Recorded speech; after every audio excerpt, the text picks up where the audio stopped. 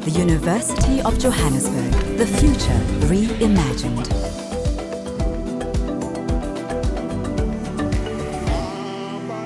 Welcome to the #1 university in Johannesburg, Gauteng, and South Africa. Certainly at least as publication outputs are concerned. Well done, Vice-Chancellor. Oh no, I mean, maybe you should thank the researchers. Well done, colleagues. I'm a researcher. Yeah.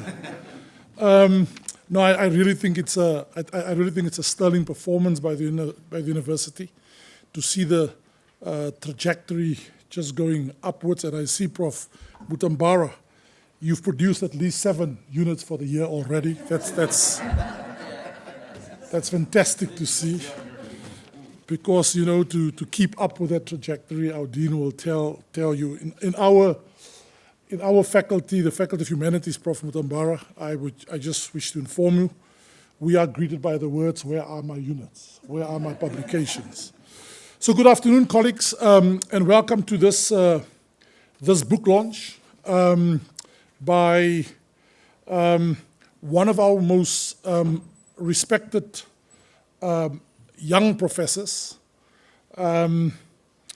It's the third in a 3-volume series, and I think that might be a typing error, because I don't think this volume is going to stop at 3, inshallah, God willing. I've had the privilege to meet Professor Arthur Mutambara in 1991 when we were fellow Rhodes Scholars. And we were very unapologetic of taking some of the money from Cecil Rhodes. So I was the South African at-large Rhodes scholar. Prof. Mutambara was the Zimbabwe at-large Rhodes scholar. So I've known this man for the better part of, what, let me think now, 32. So, Dean, I mean, I just wanted to make us look a bit younger. Yeah, I mean, I can say a lot about Professor Mutambara, Vice-Chancellor. Long before we formally entered the age of the decolonization of knowledge, long, Professor De Wet, before there was the formal idea and notion of interdisciplinary studies and breaking down the, excuse the pun, the Chinese walls between disciplines. Prof. Mutambara actually practiced it. I know of very, very few people who planned their career so meticulously as Prof. Mutambara did. Let me just give you some insights. So we met as fellow Rhodes Scholars in September 1991. Prof. Mutambara actually read, as they say in Oxford. We didn't say study. I mean, I can tell you the first time I got to my first social function at Oxford, they said to me, what do you read? What are you here to read? I said, but clearly I'm having a ball, I'm not reading. Not knowing what they mean is, what do you study? So he read for robotics and engineering. Soon after that, Prof. Mutambara actually succeeded Professor Adekeya Adebayo as the president of the Oxford Africa Society. And VC, I became the social secretary. I was responsible for the parties. So I attracted the crowds. He indoctrinated the crowds. And I actually want to tell you a fascinating story.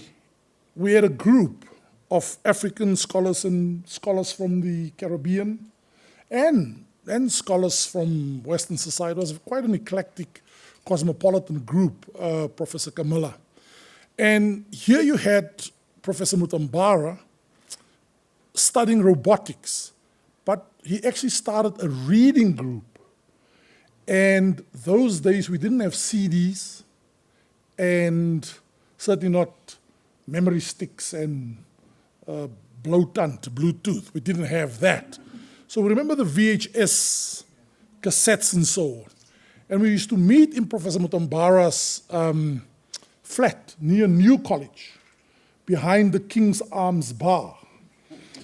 And this man would just educate us on Lenin and Marx and Marxism and Darwinism and read philosophy. But it was a serious political studies group, yet Professor Mutambara studied robotics and engineering. I want to tell you a more important story, and you know how seriously Prof, your predecessor, Prof. Marwala, takes the Oxford Society. The big Oxford Debating Society. So after every debate, there would be a winner announced of the debate. This man was not even part of debates, but he would win the prize for the most influential debater from the floor. he would interject from the floor and literally win the prize for the most influential debater during the Oxford Africa Society. After completing his studies at Oxford, soon after that, Professor Mutambara actually became professor at MIT in the United States.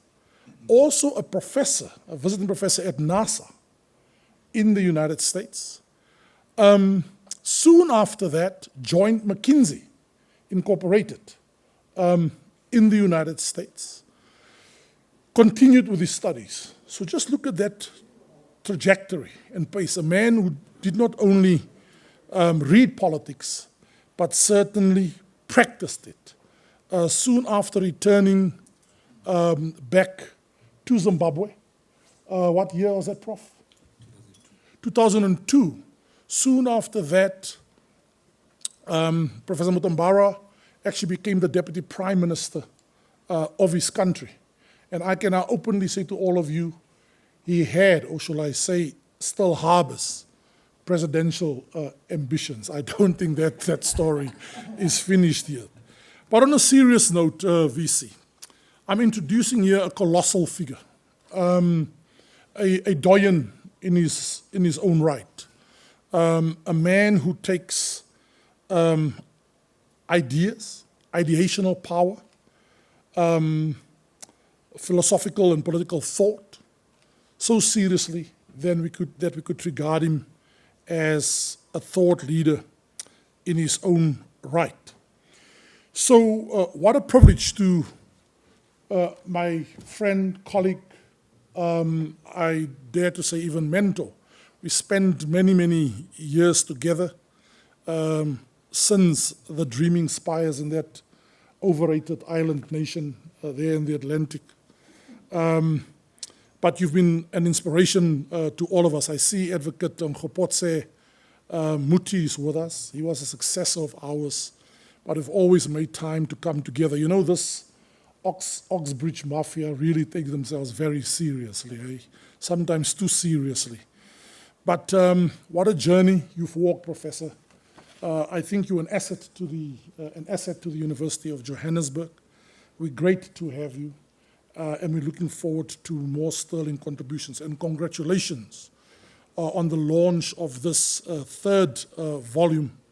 It's almost an autobiographical, political story that you're telling through the lens of thought leadership. And the volume we're launching tonight is titled In Search of the Zimbabwean Dream, The Global South Ambition, Volume 3, by Arthur Guseni Oliver Mutambara.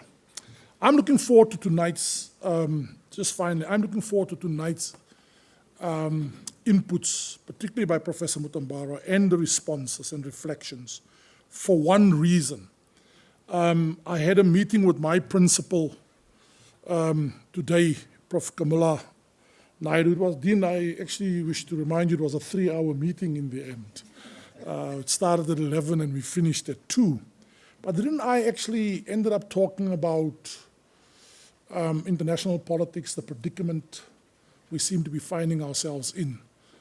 And having just gone through some of the chapters of this magnum opus in front of us, I wish to make a prediction for you. and I don't mean to be a pessimist. And we discussed it 2 weeks ago, you and I. And I actually said to Professor Mutambara, with what's going on, Vice Chancellor, and the predicament we find ourselves in international relations, and of course the domestic confluence and factors, that I would not put it past us that we might be on the cusp of the Zimbabweanization of South Africa. The tough road that that country has gone through for the past 2 decades or more, with sanctions still being on the books of the United States Congress. Something tells me that for us as well, this might just be the calm before the proverbial storm. Sorry, I'm not here to depress you. Vice Chancellor, Principal, welcome. Thank you for your presence. Thank you for making time. And I now invite you to come and share some opening reflections. Thank you very much.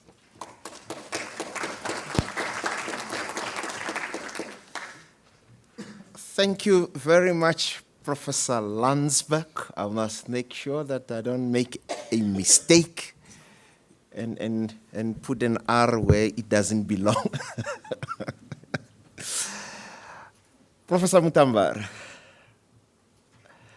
colleagues, I'm looking at Dean Naidu, Vice Dean, distinguished guests, ladies and gentlemen. It's really great to be here. I'll tell you, I'm glad I'm here, Prof. Mutambara, because I had this feeling that if it didn't work out for me to be here, I would have been in your bad books forever. You know, even after I said I'll be there last night, Prof. Mutambara was still sending me WhatsApp messages. Polite, that I could sense that what he wanted to hear from me is that I will be here. When it started, it was that I would be here for a few minutes and then say a word or two and leave because there was another commitment. That commitment was mysteriously cancelled. Now, I don't know, I'm not saying Prof. Mutambara did anything, but whatever you did, Prof. Mutambara worked, and I'm glad to be here. Ladies and gentlemen, it is my great honor to welcome you all to the University of Johannesburg.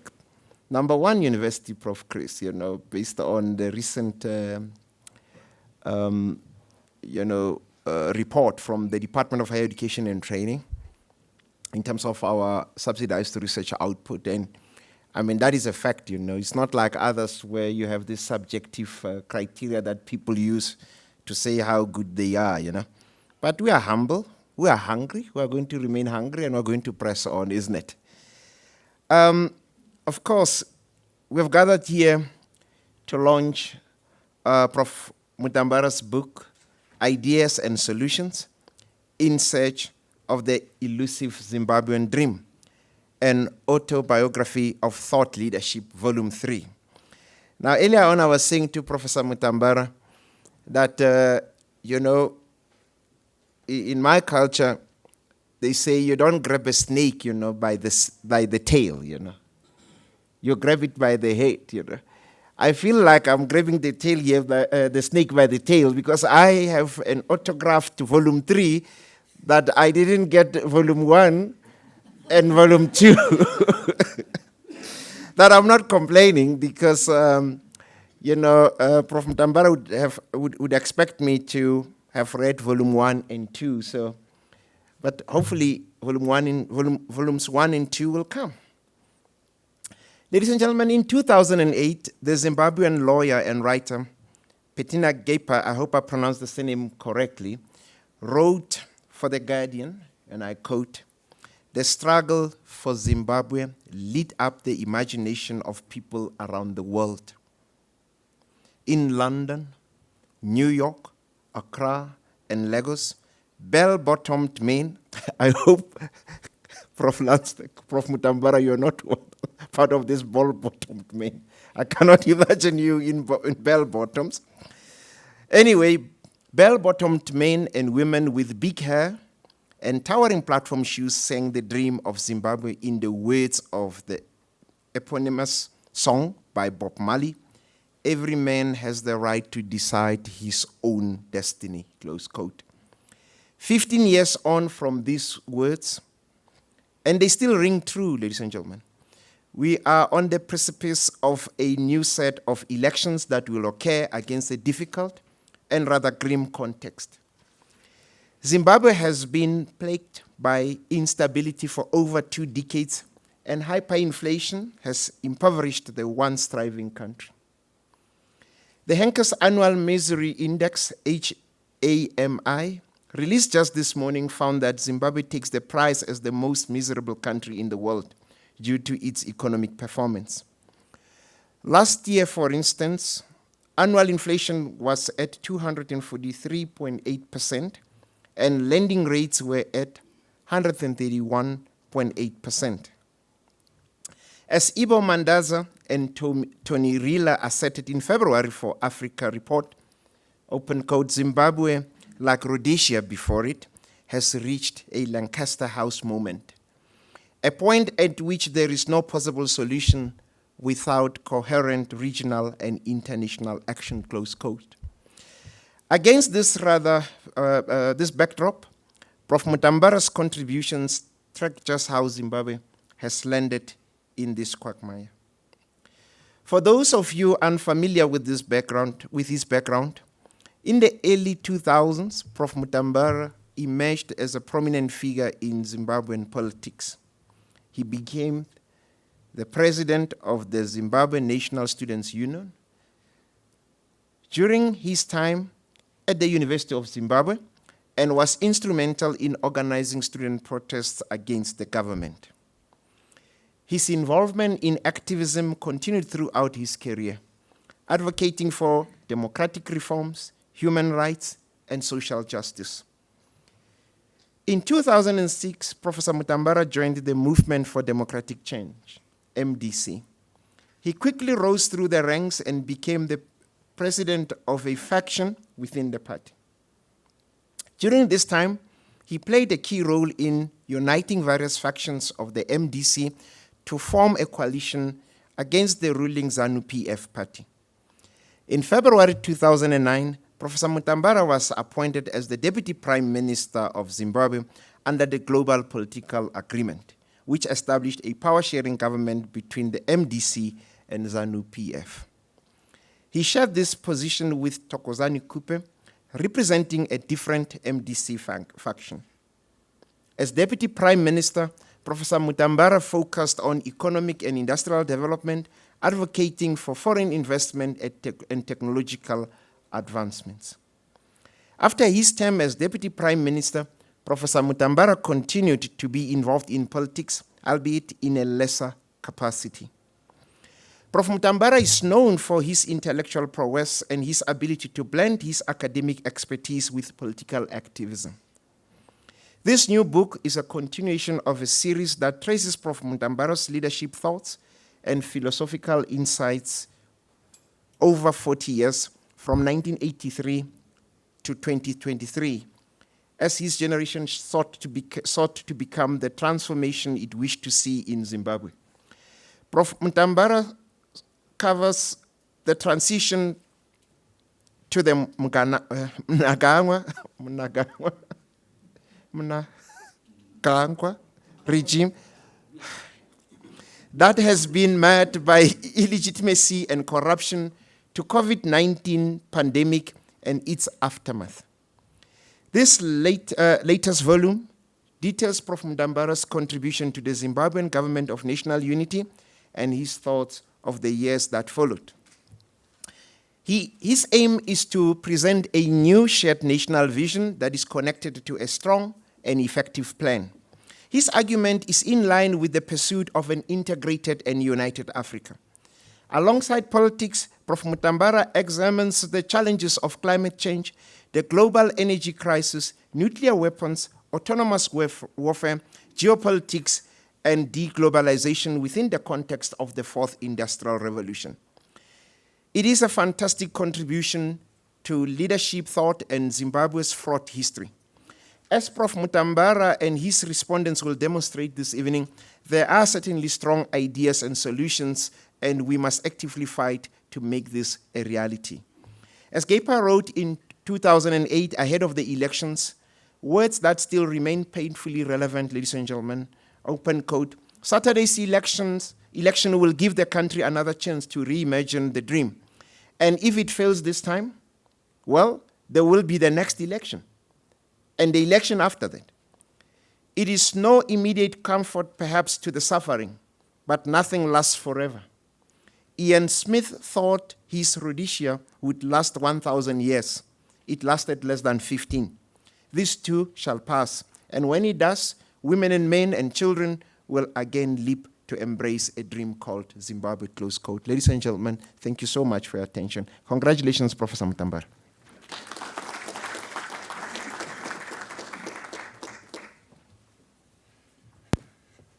Thank you, Vice-Chancellor, and a very important message communicated by your opening remarks. I just want to let you know, reassure you, Vice-Chancellor, even though you have not received volumes 1 and 2 yet, they have been published, they have been written. He didn't start with volume 3 and working his way back. They do exist. Can you please make sure that the VC gets copies, Professor? Because the VC might think you're doing it the Egyptian way, working backwards. So before I call on our distinguished guest, our author, Professor Mutambara, our director of the Institute for the Future of Knowledge. Following Professor Mutambara, we'll have a lineup of speakers that will make some inputs.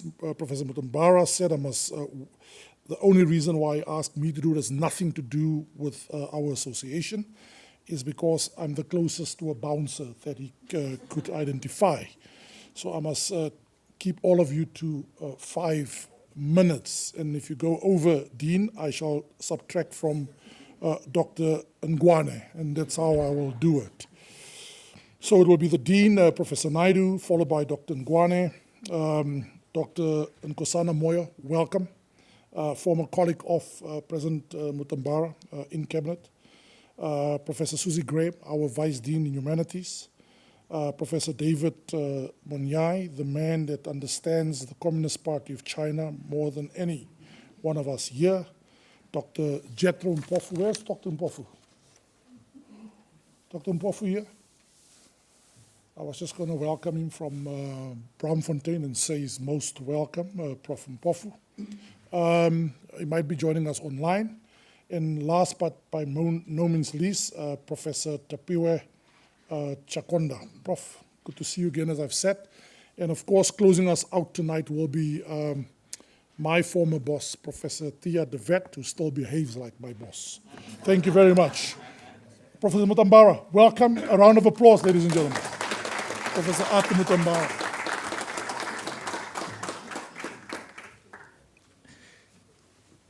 Thank you very much for that introduction. In search of the Zimbabwean dream, really we are actually in search of the African dream. Because most of the problems, some of the problems we have in Zimbabwe are there in Malawi, in Somalia, in Sudan, and of course in South Africa. So we are in search of the African dream. Not only that, some of these problems are all over in the global south. So we are in pursuit of the global south ambition. And we are in volume 3 of doing that. We are emphasizing that we are sick and tired of being sick and tired of describing problems. We are sick and tired of being sick and tired of criticizing without solutions. We are emphasizing ideas and solutions. What are you going to do about it? What is your alternative vision? What is your alternative idea? In addition to understanding the problem, but fundamentally, we must concentrate on ideas and solutions. That is what we're trying to do in this book, the ideas and the solutions. There's a background to it. It's volume number 3, Vice Chancellor. There's number 1, 2, and this one is the third one. We are being presumptuous. Thought leadership, what do we mean? Intellectual influence through innovative and pioneering thinking. That's what we're trying to do. Can we make a difference using ideas? Can we have influence through innovative and pioneering thinking? That's what we mean by thought leadership. But of course, there's a paradox. Those with power have neither ideas nor solutions. And those with ideas and solutions have no power. I don't know where you lie in this arena, Landsbeck. Do you have power? Oh, you have no power. Oh, some have neither. They have no power, they have no solutions, they have no ideas, they're just bankrupt. Anyway, what we're saying is, why don't we use our minds, our ideas and solutions to make a difference in South Africa, in Zimbabwe, and in the continent? Intellectual influence using innovative thinking and also pioneering thinking. We are also emphasizing documentation writing. In this case, I'm documenting the evolution of my thoughts, my ideas for 40 years, starting from Form 3 to now. Form 3 is like your grade 10. 10, yeah? And so from grade 10 to now, and some of the things I cringe when I look at them because I said them. For example, in book 1, I defended the one-party state. We're very radical and defended Marxist Mugabe. The one-party, in fact, we did an essay in 1980 called "The One-Party Parliamentary System, rather than the multi-party system, is more conducive and relevant to Zimbabwe's thrust towards a socialist development. Do you agree? Give a reasoned reply."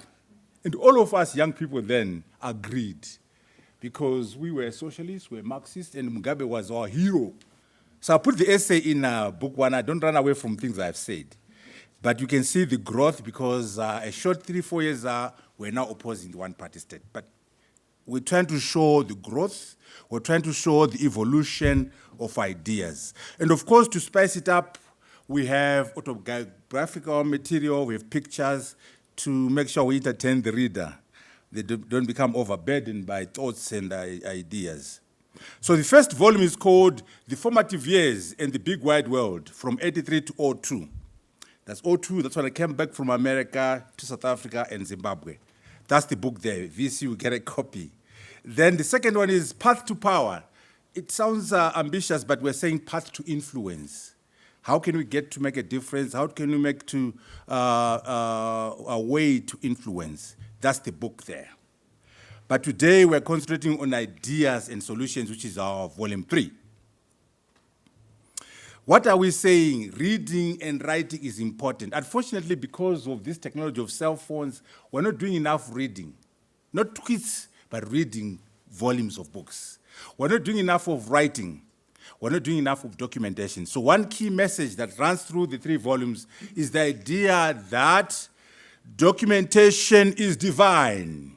We must read and we must write. And also the message of succeeding against all odds, emphasizing a combination of academic excellence and social responsibility. Don't have one without the other. Some people are very loud as student leaders, but they're getting Fs. You don't impress me if you're a very strong student leader and you are getting a supplementary exam or being thrown out of class. Let us see a combination of academic excellence and consciousness. Some people are just conscious and revolutionary, but they're academically bankrupt. No. Let us have a combination of academic excellence and social responsibility, and also understand that knowledge is global. We must produce and articulate alternative forms of knowledge and ideologies. We must propel the struggle of the ruled, the oppressed, and the downtrodden. What narrative is there about the continent? Who is writing the story of Africa? We must be producers of our own history. We can't leave it to Europe, to America, or to the Chinese and Indians. Africans on the continent must be the masters of the African story. We must write and we must document. African change makers are not writing. African political players are not writing. Academics do write, but we also want those who are not in the academy, those in business, must write. Those who are political leaders must write. George Bush has a book. Obama has 4, 5. Mandela did a good job. He wrote, President Mbeki, please, I'm waiting for that book, President Mbeki. I know you write very well, but I want to see an autobiography. Comrade Zuma, we are waiting. Ramaphosa, when you are done, we want to read about you. We must have a way of encouraging our people who are in business, business leaders, and those in the academy to write about their stories. Because every successful civilization has had a very strong reading culture. Every successful civilization has had a strong writing culture. Documentation is divine. We do have contributions to the world. We have philosophies, we have ideas. When I say Ubuntu, I am because we are. We are because I am. I am because you are. You are because I am. Munu munu ngevanu. There's nothing like this in Japan. Nothing like this in New York or Europe. This is our contribution to philosophy. What are we doing documenting its application in the academy? What are we doing to show its contribution to business? What are we doing to show its contribution to political philosophy and political leadership? Let us write. Let us contribute to philosophy, to psychology, to medicine, and to engineering. We believe in collective humanity. We believe in collective success. We believe in shared dignity. These are not values in America. These are values on the continent of Africa. Why don't we leverage them and make a difference on the continent? We are emphasizing, as I said before, we want solutions, we want ideas. The context, Zimbabwe. What is going on in Zimbabwe? We have a number of challenges. Low productivity, low production, low capacity utilization, very low business growth, and negative branding of the country. We have unprecedented deindustrialization, we have a trade deficit, lack of competitiveness, we have a debt-ridden economy. We have a currency crisis. Just last week, the US dollar was trading around 1,000 to 2,000. Just this week, 3,000, 3,500. Prices are changing while you are in the shop. You go and say an item is costing 50,000 RTGs. By the time you get to the till, no longer 50,000, it's 80. As we speak, that's what's happening in Zimbabwe. A currency crisis, high sovereign risk undermining FDI, reckless spending by a bloated government, a shrinking tax base, unemployment, and weak job creation. Recently, Zimbabwe has been in the media for the wrong reasons. Unprecedented corruption and looting of national assets and resources, glaring incompetence and lack of statecraft, literacy. You know, the second one is very different from the first one. The first one is very malign. When you are corrupt, you mean to do harm. When you are looting, you mean to do harm. But when you are incompetent, you actually might mean well. You just don't know how to do your job. When you lack statecraft literacy, you might mean well, but you're going to cause havoc because you are incompetent. People collide the two. They're different. You might actually be a prophet or a pastor who prays every night, but you are incompetent, you're going to ruin the country. So we must address incompetence as different from looting, incompetence as different from corruption. Authoritarianism and the closing of democratic space, clansmanship, ethno-nationalism, and ethnicity. You know, these are the polite way of saying tribalism. You know, in the academy, they say, no, it's not cool to say tribalism. You are saying the African is primitive. Say ethnic, ethnicity, but basically a lot of tribalism in Zimbabwe. You have read about the gold mafia saga, 4 series on Al Jazeera, how gold was being taken out of the country and so on. You have read our friend here, Zunaid Moti, who paid the coup plotters in Zimbabwe. He paid a judge to declare that the coup was legal. he paid our president, he paid our vice president. All these things have been talked about. Bona has 21 farms. You know, former President Mugabe's daughter went through a divorce, and the husband listed 21 farms. 21 farms belonging to the daughter of Robert Mugabe. Now, what does it mean? Again, our media folks are not thinking. If Bona has 21, what about the two sons? So we can say Mugabe had 40, 50 farms. Another question, if Mugabe had 40 farms in a system, how about his vice presidents? How about his army generals? How about his judges? We are not that naive. How can we have Mugabe here having 40 farms and his deputy has got one, his minister has got one? It's irrational. If Mugabe has got 40 farms, his deputies have 10, to be generous, could be 20. Those ministers, those judges. So the meaning of that, my book tries to give you a context to say, how does this happen? I give you the rationale why it happens. I also give you Mugabe's view of the land reform program, which you don't know. We'll come to that issue of farms a bit later on. There was a looting and enabling SI. They came up with a law to say, you are not supposed to talk about purchases of medical instruments and this and the other so that people can't question purchases. There was an outcry in Zimbabwe and it was taken back. A looting enabling statutory instrument just a couple of weeks ago. Just last week, there was procurement of 32 helicopters, overpriced and illegally procured. I don't discuss these current things in my book, but in my book, you get to understand the system. You get to understand the motivation. You get to understand the modus operandi of the people running Zimbabwe through my book. So read my book if you want to understand the gold mafia. If you want to understand Zunadi Moti and the coup plotters, read my book. Again, we emphasize solutions. We must have reserves, and I talk about this in my book, to back the currency. We must have fiscal consolidation.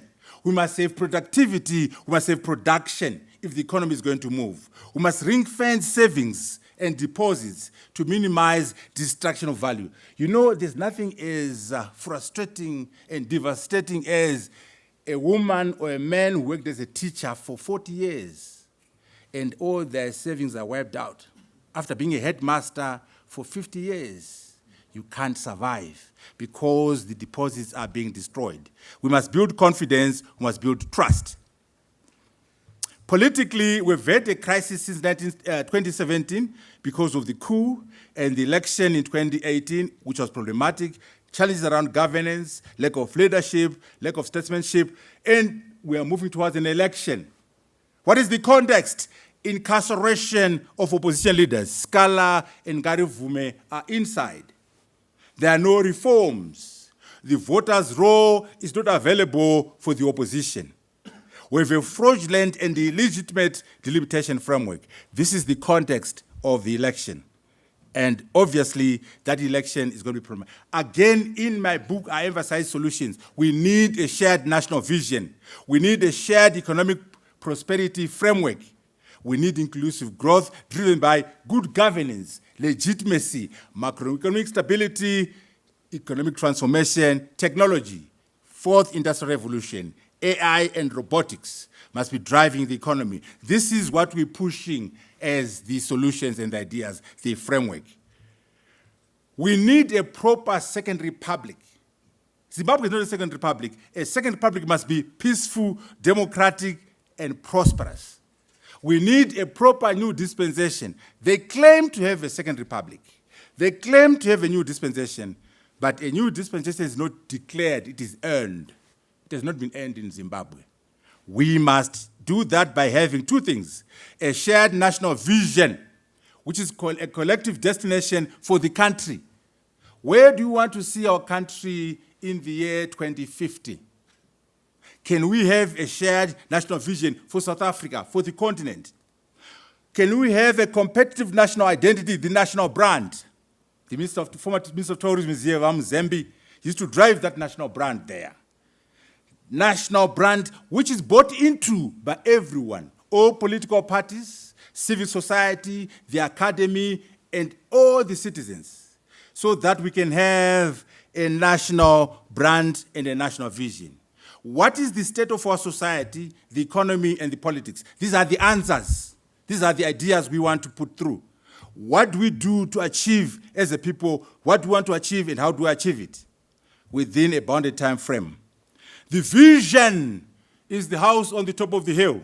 The strategy is how you come from where you are in the valley to the top of the hill. And then you need execution, execution, execution, and the implementation matrix. Who is going to do what? When are they doing it? Where are the sources come from? What are the milestones? How do you define success? How do you measure success? And how do you feed back? That is the framework, the solution to Zimbabwe, the solution to South Africa. By the way, you don't have a national vision in South Africa. Lest you become exceptional and think that you're doing cool. You're not doing cool. NDP is ANC. When you say national vision, it must be shared by the ANC, by EFF, by AFP, by the DA. Do you have a national vision which is shared by all political parties in South Africa? No, work on it. That's the framework. And then you might differ on how to get there. When I say American dream, it's neither Democratic or Republican.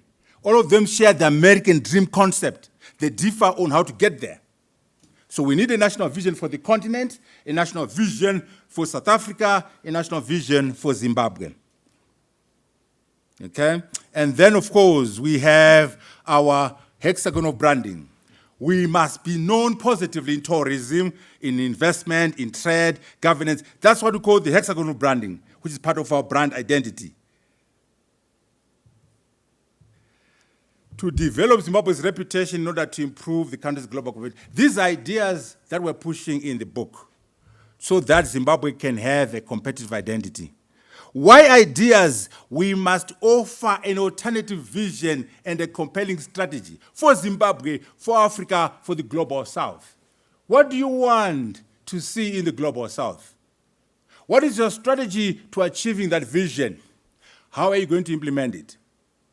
Provide an actionable, implementable, timelined, and well-resourced plan.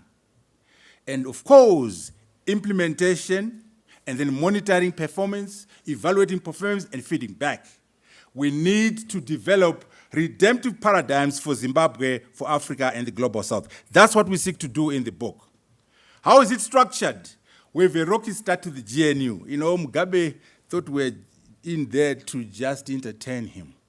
So in the first few cabinets, we to make sure that we are clear that we are our own persons, and so we had a rocky beginning. But we got there. You read the book. I don't want to preempt myself here. And then we started grappling with the national agenda. The two big issues were the economy and the politics. Under the politics, political reforms and the constitution. The economy, I think we did fairly well. There was stability during the GNU, and the economy performed reasonably well. We did not do well on political reforms, guilty as charged, but we were able to deliver the new constitution. I was lucky to spend a lot of time with Mugabe. I was very close to him, not because I sold out. Read the book. Read the book. Number one, Mugabe liked me because of one thing. Mugabe was an Anglophile. I went to Oxford. So Mugabe liked me because I went to Oxford. He was an Anglophile. Mugabe liked school, education. I'm a PhD from Oxford. Mugabe appreciated that. Then the other reason, I'm a history buff. I love history. And he likes telling stories. So I used to ask him, tell me about Ndabanin's story. Tell me about Tongogara. Tell me about Chitepo. So he liked that I was very keen to learn about history. There are many other good reasons in the book. The other one was I was very principled. Mutambara says no, it's a no. Mutambara says yes, it's a yes. My other friends would change when they get outside the meeting. So Mugabe knew with Mutambara, you know where you stand. Anyway, I was afforded an opportunity to have bilaterals, 3 hours, 4 hours with the man. So in the book, you're going to hear some interesting views which he never shared, but he shared with me. So you're very lucky. and and then the end game and so on. Some running themes in the book: Pan-Africanism, very important. Regional integration, very important. African agency, we need to be in charge. During COVID, we were shown that we have no agency. Our billionaires, Strive Masiwa and others, took their money to Europe and say, give us those vaccines, we are prepared to pay. And the Europeans said, no, not really. We want to keep vaccines for ourselves 6 times our needs. We need to be able to produce our own medicines. We can't just be depending on Europe and America. Anyway, African agency in many things. The discipline of gratitude, that one says, grateful people are happy people. And there are so many leaders who are not grateful, and they end up in trouble. So anyway, there's a thesis there called the discipline of gratitude. Preserve the asset. The most important asset you have is your health. If your health goes away, if you die, that power, non-consequential. That education, gone. That money, gone. So take care of your physical health. And it's a thesis we push through the book called the Preserve the Asset. Technology is your friend. AI is your friend. You can't fight technology. You can't ban technology.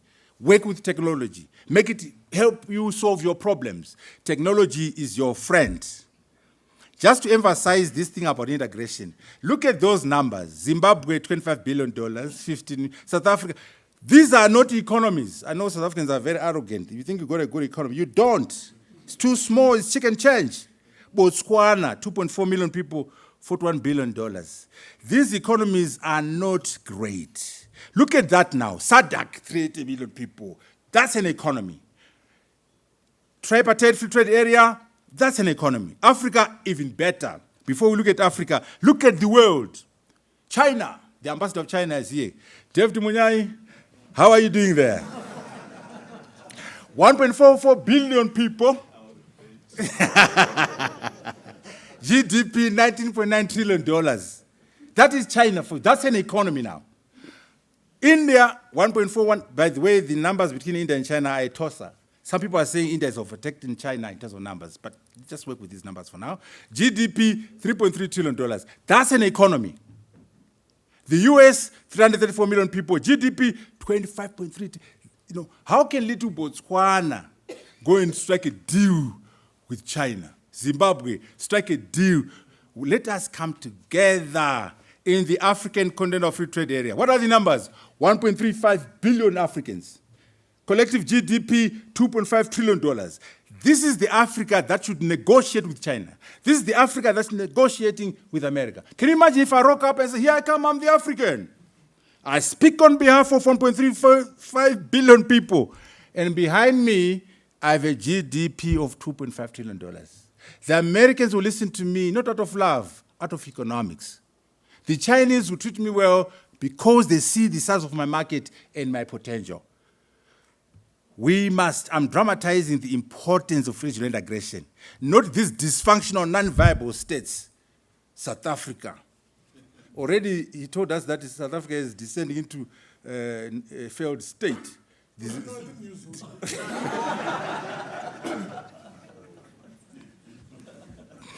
Anyway, the numbers are not great. Nigeria, the same. Look, just where's Zimbabwe? Can you see Zimbabwe there? Can you see Malawi there? That is global GDP. We are not visible. We are too small. Africa is right there in the corner. I can see Germany. I can see China. I can see the United States. I certainly cannot see Zimbabwe. So why would Zimbabwe, a non-visible country, go and negotiate with China? This is a dramatization of sizes of economies. If we go together as 1.4 billion Africans, $2.3 trillion GDP, maybe we can make sense. We're also pushing for what we call a cluster strategy in the book. Why don't you have a diamond cluster? Botswana, South Africa, DRC, Zimbabwe, Angola, working together as a diamond cluster. South Africa and Zimbabwe, we will control 90% of platinum cluster, oil cluster, and so on, so that we can be able to be players. Revelations from the book, a few of them. You know, arbitrage is very bad. Arbitrage, this is why we're saying $1 is $20 officially. On the black market, 1 to 200. Do you realize that even the pastor will not change their money on the official market? They'll go to the black market. They'll go to the paro market. So even the pastors have been criminalized. The danger with criminalizing everyone, it says, we are all criminals. So it's a question of who is more criminal than the other. So people can go and steal because we're all criminals. So arbitrage is a problem in Zimbabwe. During the Gono years and now, where you have an official rate that says $1 is equal to 20 RTGS or Zimbabwe money, and then on the paro is 2,000. It's a terrible opportunity which makes everyone a criminal. Let me dramatize you the looting effect.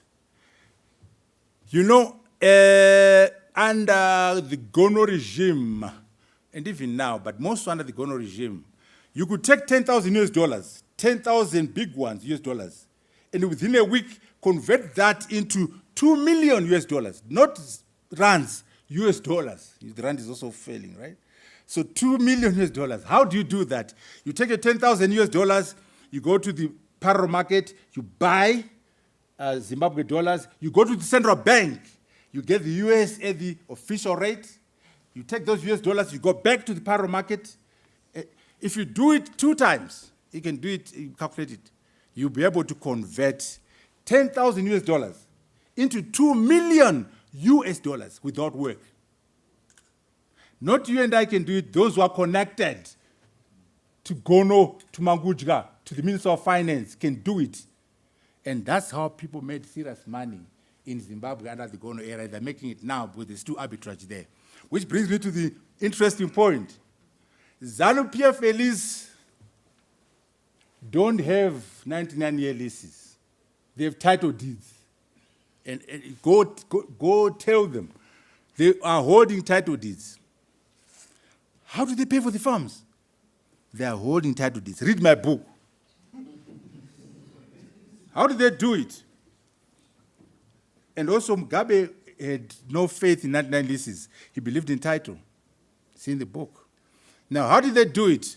They would chase a farmer from the farm, take the farm, and the farmer runs away to South Africa, to New Zealand, to Australia, and is living in a shack, living in a little room in Australia. They follow him.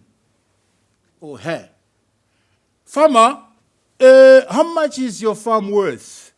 Oh, my farm was so beautiful. My farm was worth 15 million US dollars. And they say, come on, you'll never get nothing. We'll never pay compensation anyway. How is 2 million? And the farmer is desperate. 2 million? Yes, you said 15, but I can give you 2. And the farmer is desperate. They take the 2 million, they hand over the title deeds, they sign on the dotted lines. And they don't tell anyone. Because if they tell somebody, they're part of the ZANU patronage. I know it's shocking, but I've got the facts. So what it means is, when you say Bona has 21 farms, it's not 99-year leases. She's holding title. Those chaps in there, vice president, army commander, judges, they don't have 99 leases. They have title. How did they pay for the title? Arbitrage. Take 10,000 US dollars, convert it to 2 million US dollars, you pay for your farm. And also we now know about the gold mafia, so they could make money from gold. It's a travesty of justice because the idea was that 9-year leases are but they're only for the unimportant. They're only for the, but it's a major issue I raised in there, and I proved that the ZANU-PF elites are not holding on to 9-year leases, they're holding on to title. Go figure. And of course, we have views from the struggle, revisited. And when I'm now running to conclusion now, when we say documentation, we need the written word, we need videos or footage, we need pictures and other artifacts. History is complicated, and also young people don't just read, they want to watch YouTube. So you must create videos, you must create pictures to educate. And we'll share a bit around the work on the Constitution, a bit of video there and some pictures, and then we conclude. Let's see whether this thing will work. The Constitutional Select Committee led the process, holding public hearings and consultations over the making of a new constitution for Zimbabwe. 2 all-stakeholders conferences were held, and the draft was produced amid power struggles among the political players. The intervention of principles to the global political agreement gave way to the referendum. We don't write a constitution for today. We write a constitution for posterity, for future generations. As a country, we have invested so much in this process, in both financial and material terms, if indeed in time terms.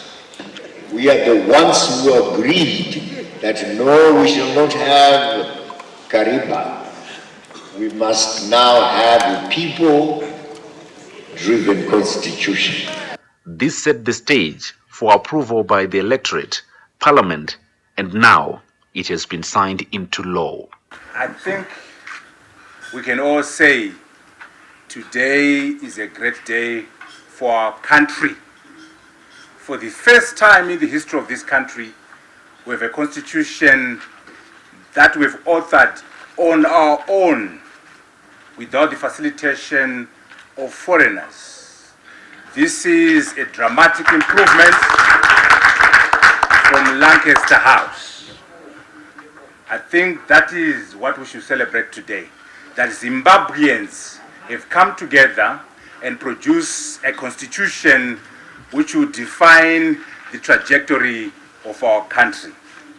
As we do this celebration, for me, we must pick up a few lessons. The first one says, why have we succeeded? Why were we able to deliver a constitution? We were able to do so by emphasizing that which unites us and de-emphasizing our differences.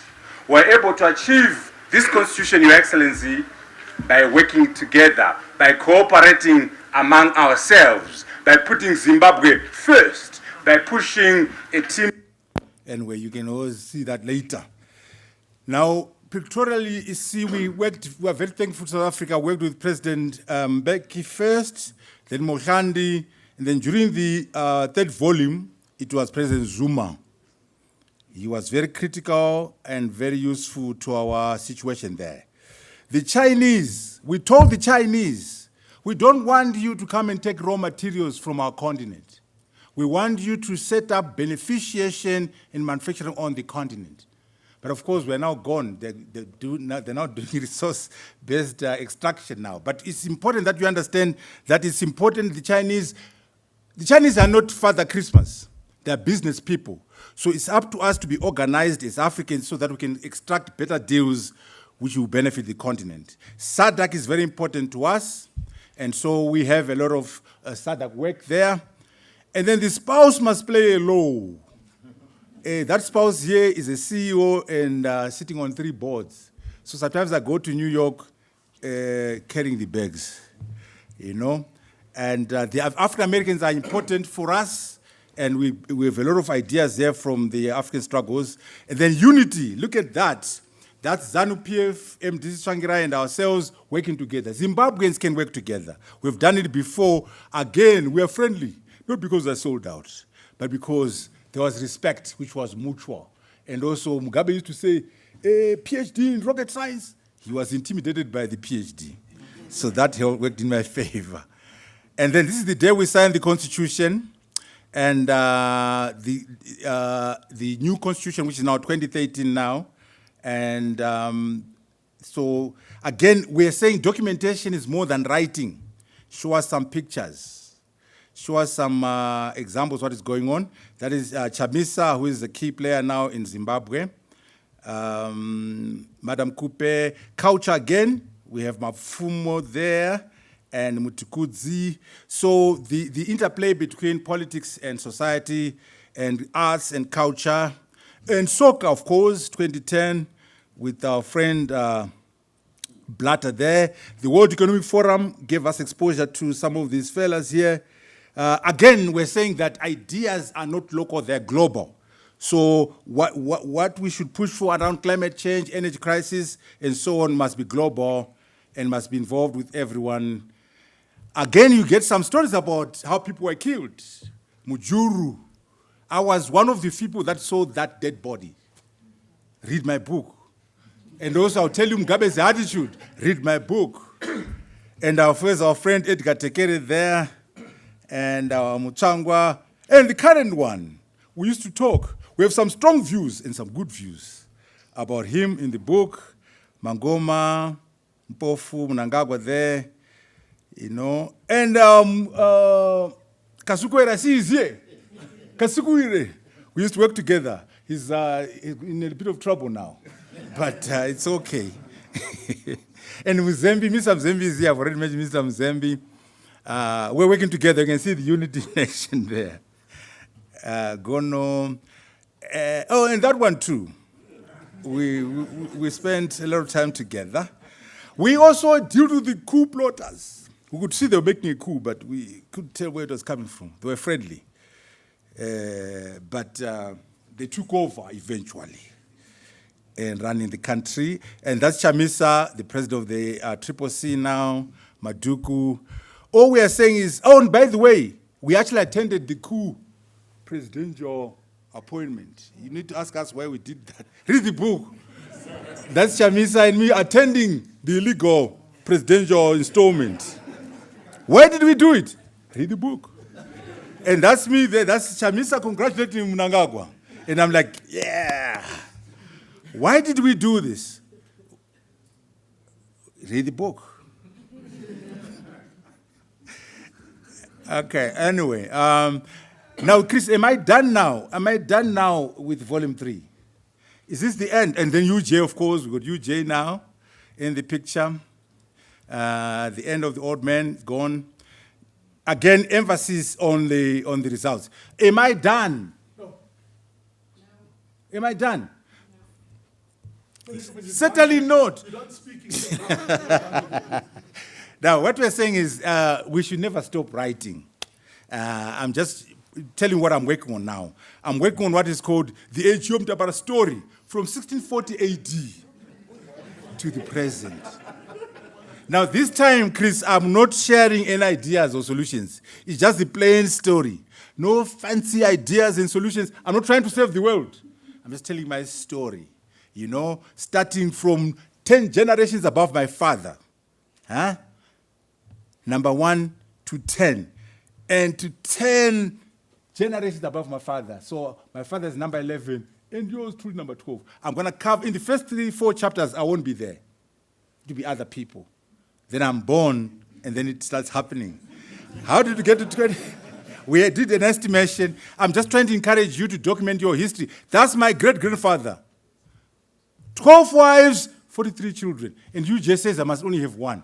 Vice Chancellor, you are underway. My grandfather had 12.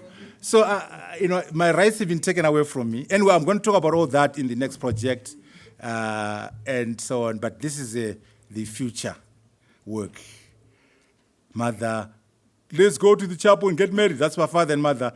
And what happened? We're now in the village. Very kwashiokad. No food. What happened? 4 kids. I'm the one there with kwashioka. But guess what? 4 out of 4 PhDs. PhD biology, PhD pharmacy, PhD economics, and yours truly. What happened? Read my future book. Anyway, I'm done.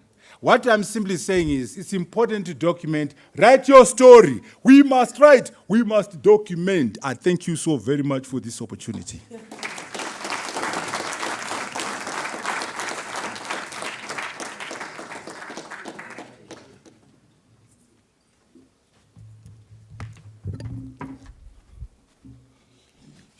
Thank you very much, Professor. VC, I should actually tell you, I mean, just in terms of that speculative question you asked, he used to wear, what did you say? Bermuda. Bell bottoms. He used to wear that. He used to wear dungarees. And believe it or not, he used to have an afro. at some point. I was there, but Prof. Mutambara, I think that was, I mean, it was incredible how you weaved a very serious political narrative about the Zimbabwean modern political story, place it in a continental but especially global context, but also make the case for ideas, ideational power, documentation. You emphasized it over and over again.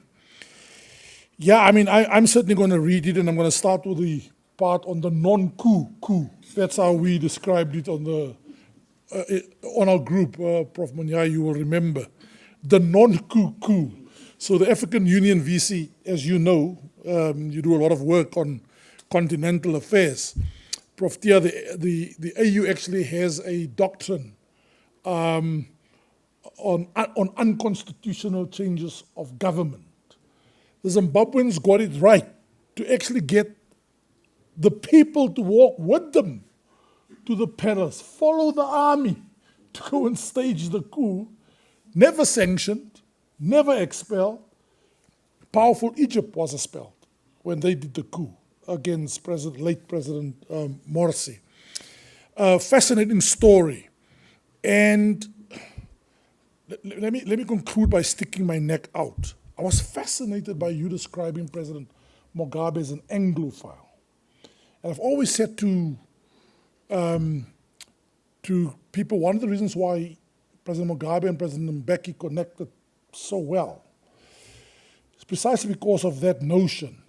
But the reason why one of the greatest achievements of Robert Mugabe, until things went terribly wrong, was the education system he put in place, was precisely because he was fascinated about how such a small population in a small island on the Atlantic could colonize the entire world to the extent that they could say the sun never sets on the British Empire.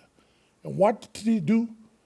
Not outcomes-based education, changed the curriculum 25 times in less than 10 years, but kept the A-level and the O-level system, changed the curriculum. There's something to learn from the enemy. If they can do this, if they could run an empire stretching from Papua New Guinea right to Canada, maybe there's something to be said. That was fascinating, Prof. We're looking forward, and we're certainly looking forward to Volume 5, where you conclude with the University of Johannesburg. You know, everything leads to the climax. Thanks for sharing your insights. We should learn, and we South Africans should really become less parochial and take the stories of others very seriously, certainly our fellow Africans. Professor Naidu, Vice Dean, over to you. Oh, no, Dean. There was now a career-limiting statement. Ladies and gentlemen, the Dean of the Faculty of Humanities. Dean, over to you. Thank you so much, Prof. Mutambara. I think that was a fantastic and very inspiring presentation. Prof. Mpedi, Prof. Landsberg, Prof. Thea de Wet, Dr. Kaziboni, thank you for organizing this very, very important session. So I want to agree, thank you. Never stop writing. That's a great lesson for all of us. Never stop writing. So when Prof, warmest congratulations on the publishing of this extraordinary book. It is extraordinary in so many different ways. When I agreed to say a few words, I said to Prof. Mutambara, I need a copy of your book. Please, will you give me a copy? Let me just read through it quickly and get ready for this presentation. So let me see what I can summarize in a couple of hours.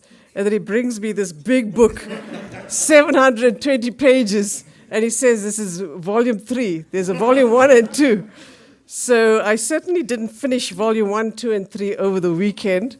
And I think to do justice to the book, I'm going to need 720 minutes, please, to go through all the anecdotes and the detail that is in it. So I just want to say, well, I'm going to just give you a sound bite because there's a whole lot of us here, and I think some are better prepared than others. And so well done, I would say, on a 3-volume series that offers a very detailed description of one's experiences. It's your life experiences, deep analysis, and deep reflections. The book is deeply reflective. And as I said, I would really need a lot of time to do justice to this particular book.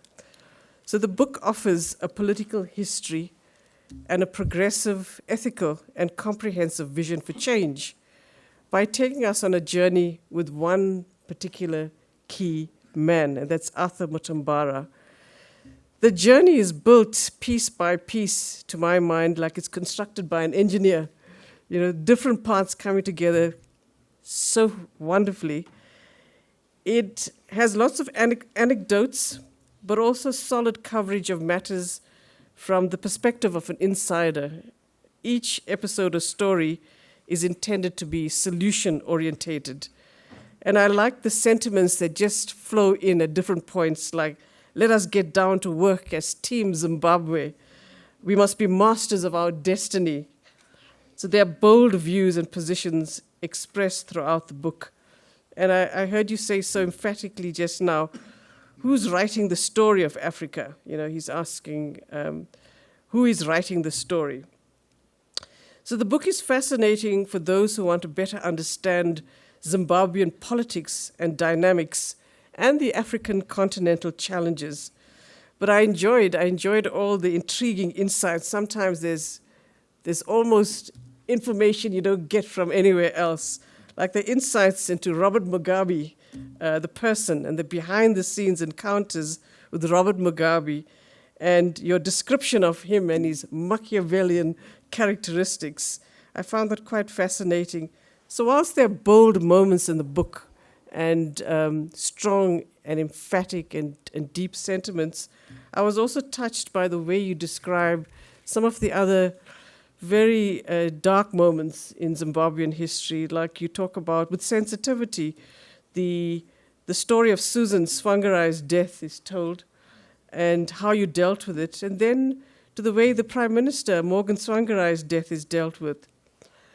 I appreciated your reflections on China, SADC, the need for peace, Pan-Africanism, even 4IR, social media, and the detailed unraveling of issues related to the government of national unity. And I think that I draw a lot of your insights on the futures of young people. There's a lot of messages there and what the challenges are for the next generation of Zimbabwean leadership. I also think your chapter on womenomics, you know, the understanding investing in women as smart economics. I thought that was quite an intriguing chapter, and I would say we can treat that as prescribed reading. Let the women engage with that chapter. I think there's a lot of valuable insights. When I looked at that chapter on smart economics and gender, I was just thinking about your ideas about writing textbooks, and now only did I understand why you wanted to write that textbook, because the content that we work through and teach our students comes from elsewhere. And in some ways, we criticize it ourselves for not being sufficiently grounded in our day-to-day lives and our own reality. So I think now maybe I would support that particular initiative. Don't worry about the DHET units. But I think thinking about critical textbooks and finding a way of doing it would be quite valuable for our context, our students, in this current moment in our history. So with respect to the Zimbabwean story, you say at different points that a vision is needed, a game plan, a national strategy, and the words vision, thought leadership, and dream come up throughout the book, and they are quite inspirational and moving. In writing the histories, though, let's have some critical reflections on the mistakes made and how we can redirect our paths instead of slipping into deeper disasters. So in walking this path as Deputy Prime Minister, as an academic, and as an intellectual, you've brought along your family. So I heard you say the spouse must play her role. I quickly wrote it down so I wouldn't forget that you said that. And I see your photographs. Your wife, Jackie, is all over, featuring so firmly within them. So you bring in your wife, Jackie, and your 2 sons. So the book then is deeply personal, intellectual, and inspirational. And we congratulate you once again for bringing it together with such passion and forthrightness. And I'd like to end by reading what I consider to be a central message that I can relate to and use for a wider audience grappling with the intricacies of disillusionment and failure, precisely what Prof. Landsberg brought to this context today. So Prof. Mutambara says at the end of a public dialogue on who owns SADC, he says, I hope in the next 2 days you will be proactive and solution-driven rather than have a gripe session. Do not just complain and moan. As the great African-American activist Florence Kennedy taught us, don't agonize, organize. Do not just offer a critique of SADC, give us answers that will shape the way forward. Let us be solution-focused, answers-driven, and not just be complainers. The future of SADC is in your beautiful African hands. And for me, that is the message that the book brings forth. So thank you for this refreshing, focused, and future-orientated book. It'll certainly make its mark as important African scholarship in thought leadership. Thank you so much.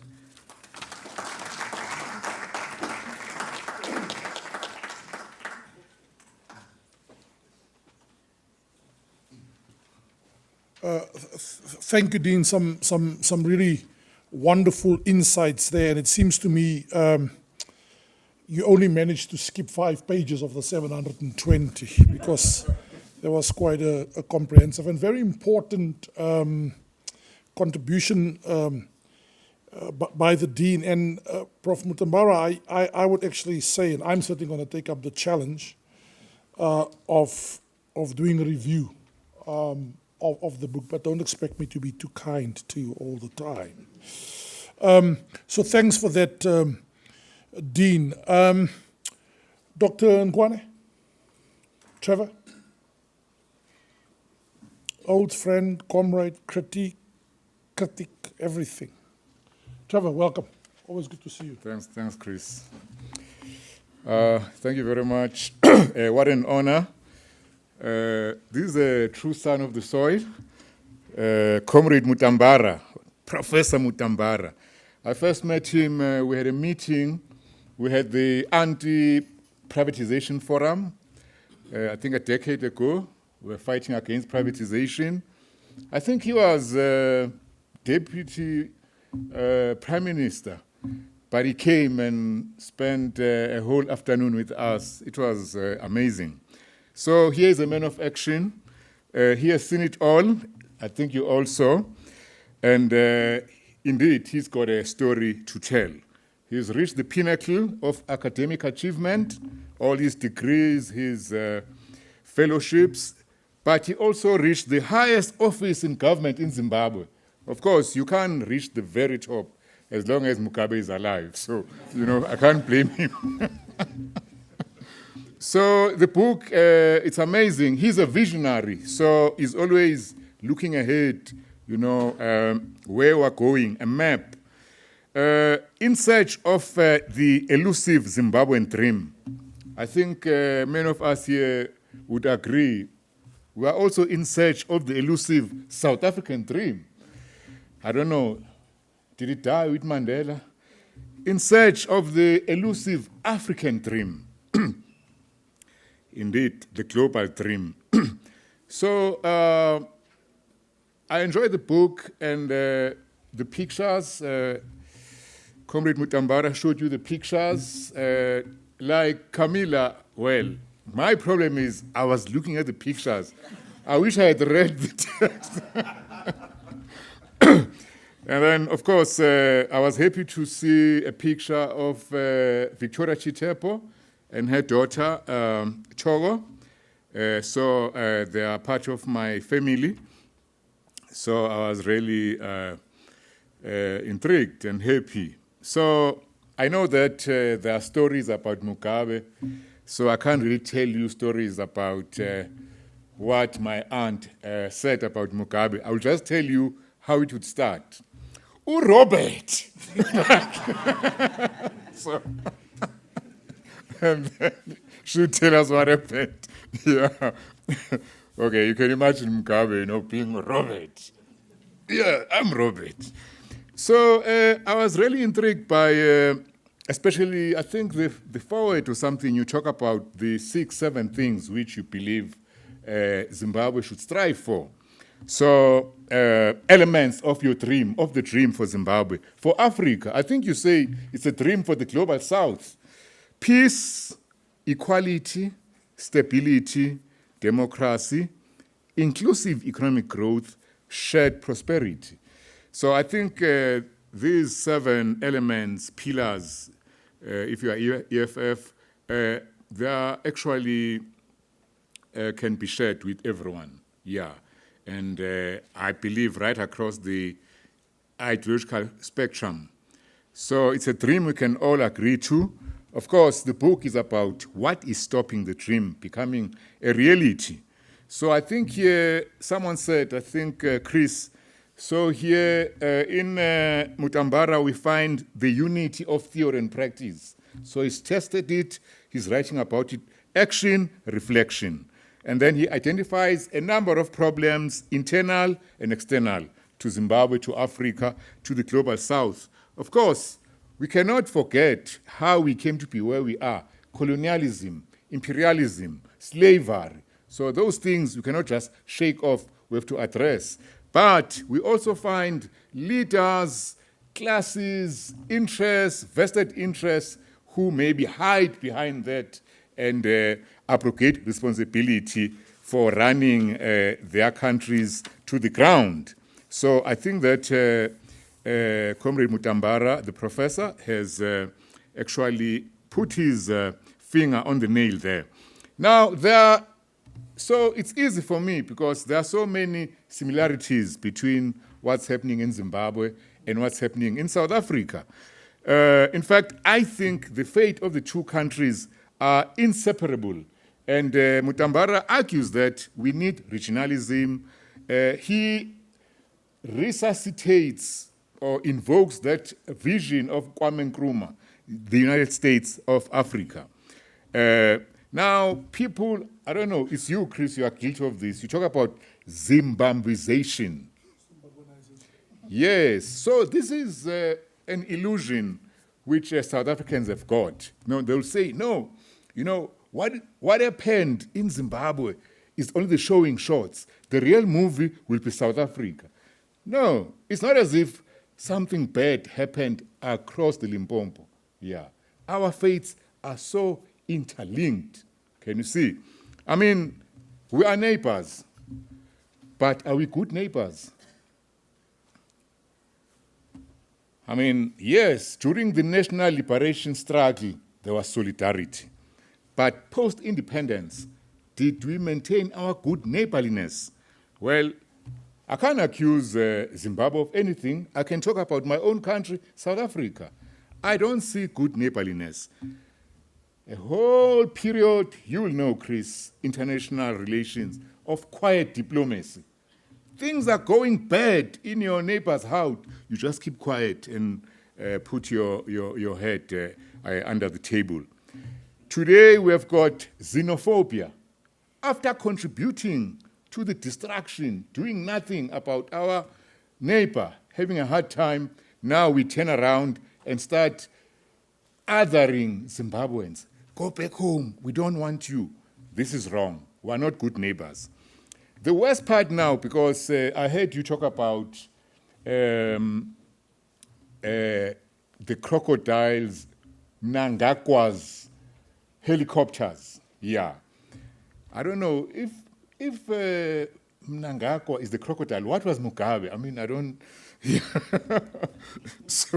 Yeah. So the president of Zimbabwe says he got these helicopters from Russia because whenever there are disasters, he has to ask South Africa to help. Yeah, so that's the issue.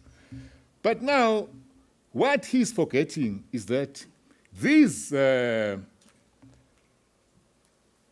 extreme weather patterns, such as Cyclone Idai, all these rain bombs falling in Zimbabwe, people dying in Malawi, the responsibility lies with South Africa. Who is the biggest emitter of carbon in Africa, indeed, in the world? Yeah, so basically, we are not doing Zimbabwe a favor when we send helicopters to rescue them during those extreme weather patterns. We are paying reparations because all the climate change emanates from our country. And then, of course, what I like about the book is what Camila mentioned about self-correction. So, the book is almost like a mirror. So he told us at one point he believed in the one-party state. Now he reflected. So many people don't want to see themselves in the mirror. There are too many blemishes. But I think that all leaders, all good leaders, all countries, all revolutions must engage in constructive self-criticism. Of course, we have to fight against greed, against power-mongering.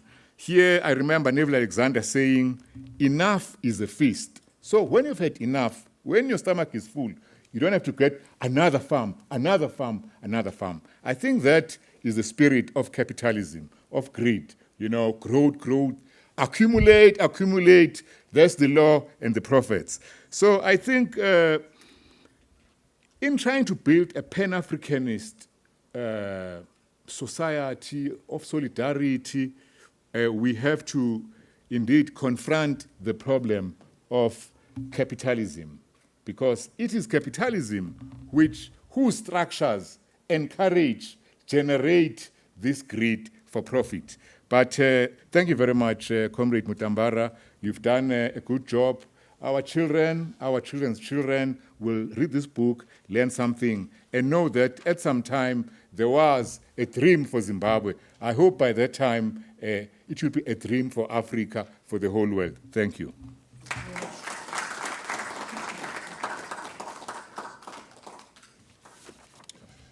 Dr. Trevor, thank you very much for that, for those insights. And I like your description of almost the praxis of Mutambara and the leadership style and attributes of the man, a visionary, servant, transformational thought leader, and very radical at times.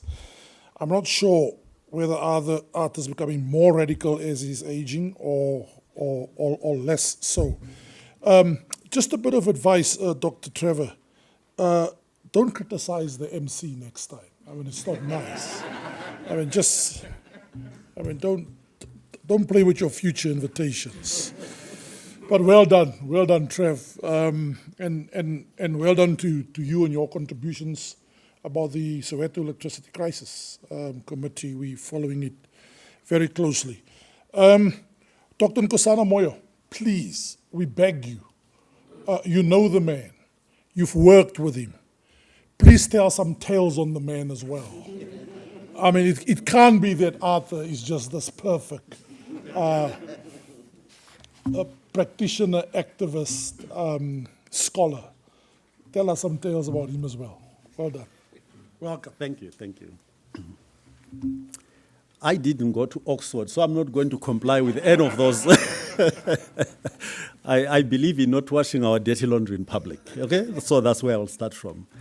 When I talked to the Prof here, Arthur, if I may call you that, and I asked him how much time I had to give my comments, he says 5 minutes.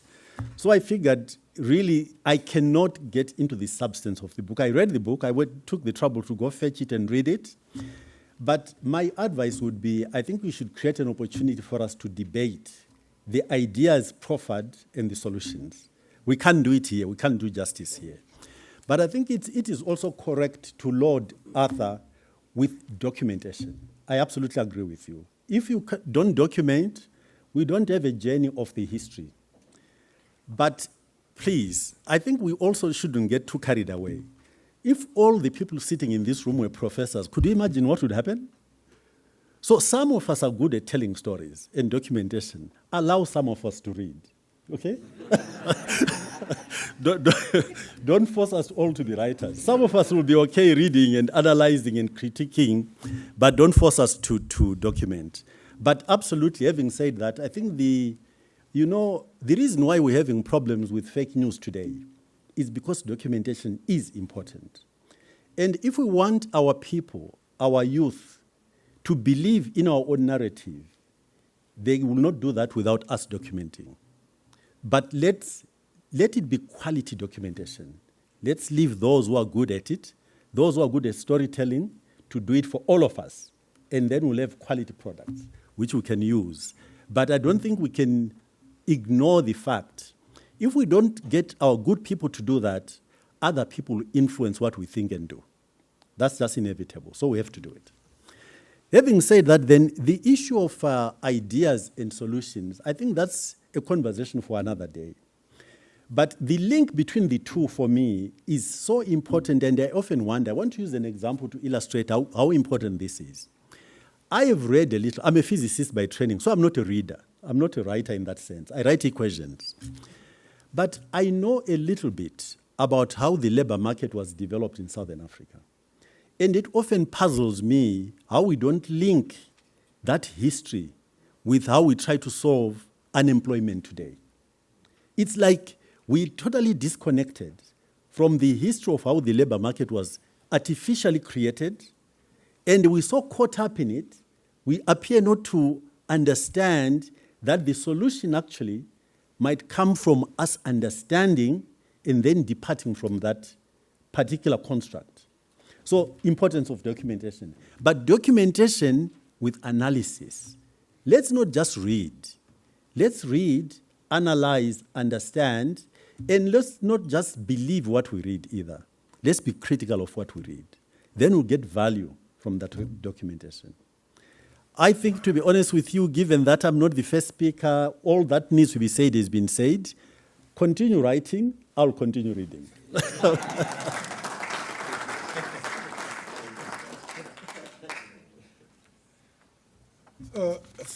Thanks, Dr. Moyo. We'll certainly take you up on that offer you made to have a debate with Arthur and for us to create a platform. It is a book launch. We're celebrating certainly a profound and colossal contribution, but I think it'll be really great to even have a platform comprising of Zimbabweans coming from different vantage points to have a debate with Professor Mutambara. Thanks, Dr. Moyo.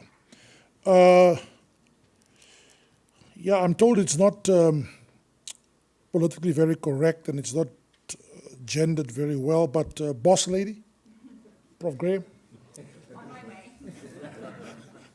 I mean, change is so profound, you have to call your former students boss lady. It's painful. Thanks so much, Prof. Landsberg, an excellent teacher.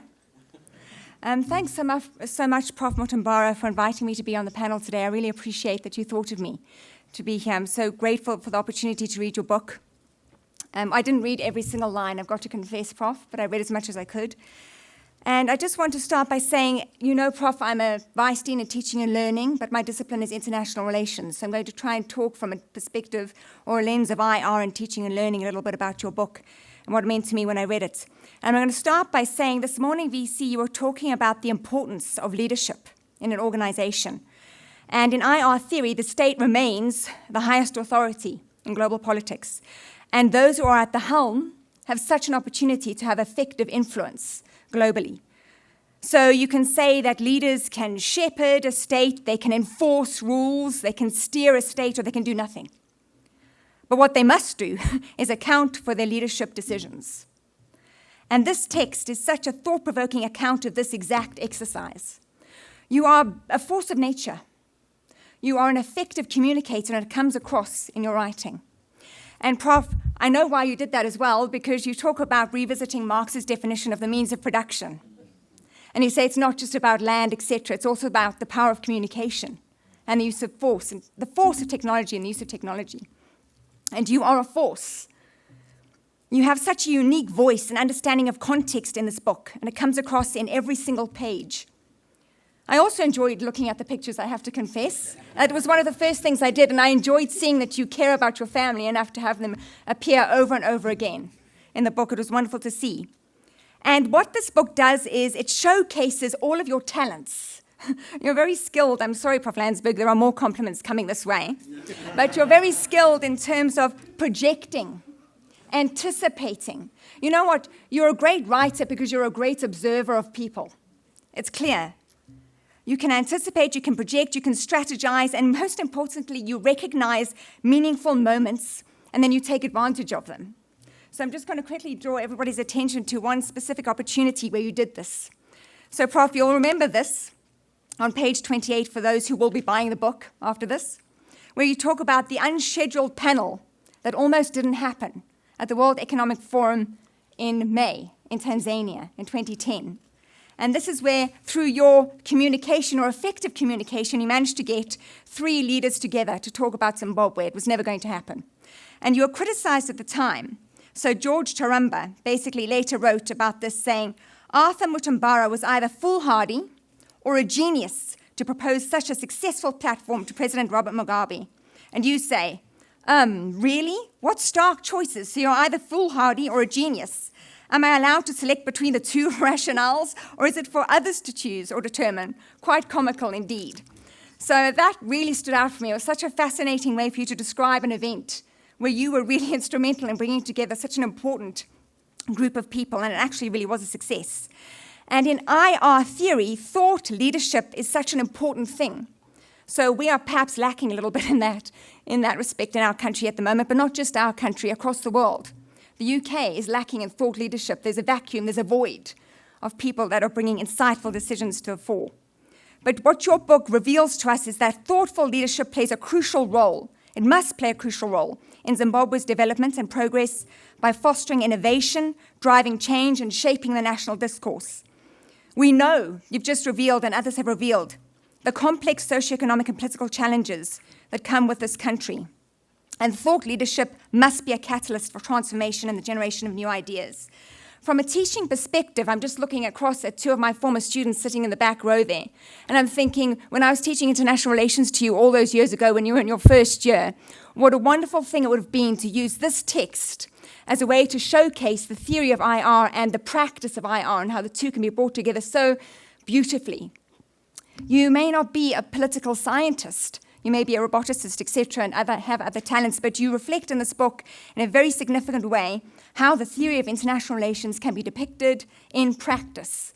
And you do it, as Prof. Naidu said, in such a beautiful way through your detailed narratives and then other snippets, sound bites of genius, or just your views about certain things. And I think, as you recall, you just said now, this young generation doesn't like to read.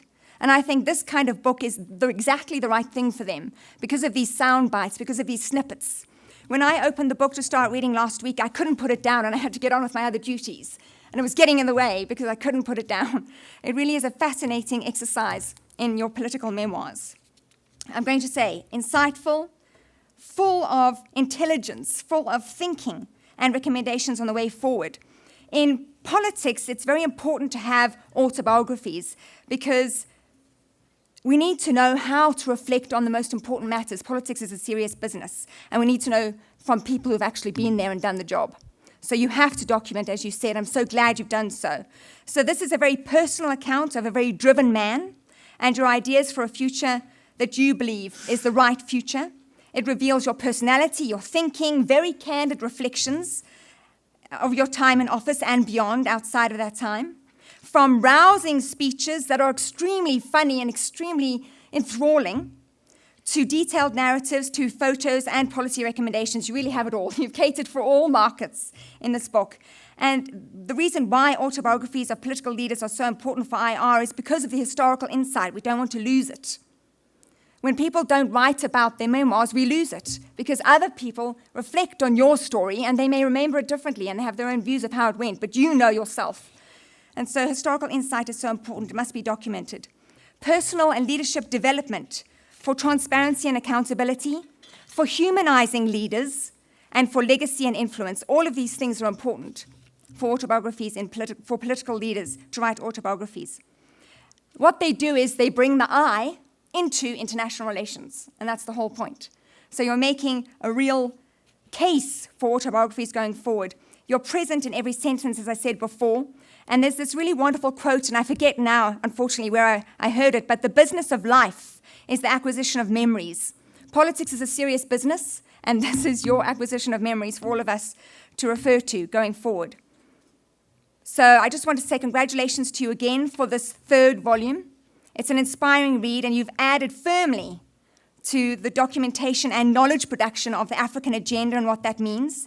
It's inspiring. It's full of first-hand accounts. People must read it. Your voice is so apparent. It's so important for strategizing in politics, but very importantly for knowledge production in international relations. So congratulations, Prof.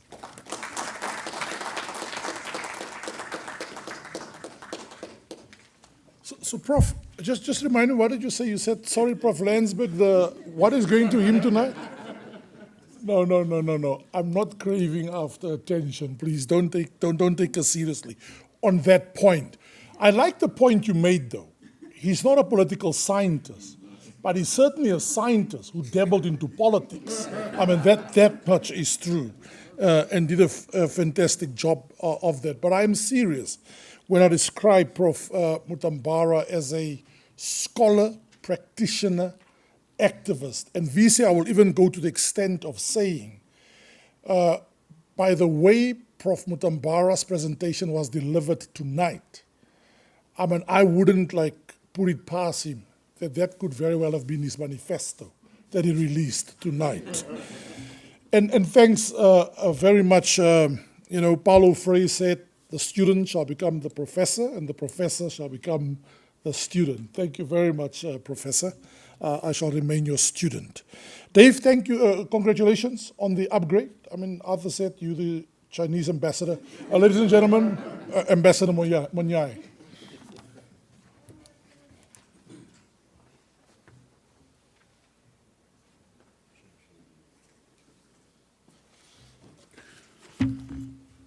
Vice Chancellor, our own Dean and Vice Dean, all distinguished guests, ladies and gentlemen, comrades and friends. I really, to be the last speaker, I think it's quite, I don't know if the last speaker is here. The last call, then I'm in good shape.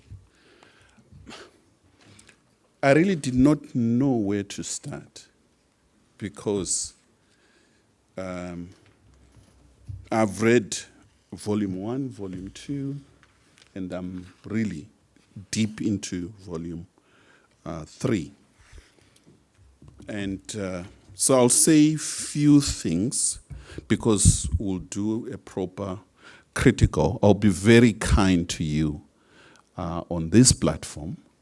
But the review, particularly on volume 3, I won't be as kind as I'm on volume 1 and 2. Because volume 3, you are an actor. But let me say a few things. Two British personalities that are associated with what I'm going to say. First is Cecil John Rhodes, associated with you through the scholarship. His last words were, I think the previous Vice-Chancellor quoted them here, so much to do and so little time. At the age of 47, 48, when he passed away, he had a dream, his own dream. And the second one is Churchill. Why am I trying to drag Churchill with you? Is the beauty of the work that you have done, even though you are not anyway directly associated with Churchill. Churchill was asked, Prime Minister, how will history remember you? His answer was very simple. He said, well, history will be so kind to me it will be so favorable to me. And they were wondering, why is he saying so? The answer was very simple. Is it because I'm writing it? If you look at the history of Churchill, he, in a way, it's not a First World War, Second World War. I mean, he was here. Terrible things that he did. But the history that he was able to write, was able to document, archive his history in a nice. So the notion of archiving history, and personal history is quite important. And I think in my generation, of which we are in the same generation, 3 years senior than me, is that I haven't come across anyone who is able to archive personal history as you are doing. That in itself is one of the greatest achievements that I think we need to learn more. How did I come to, I thought maybe in the 5 minutes I should just speak much more, how did I come across Arthur and the volumes? I'll use different lenses. That I knew Arthur as way back. I was fortunate enough anyway. I stayed in Zimbabwe for 10 years, and the part of where Arthur comes from, that's where I went to a boarding school.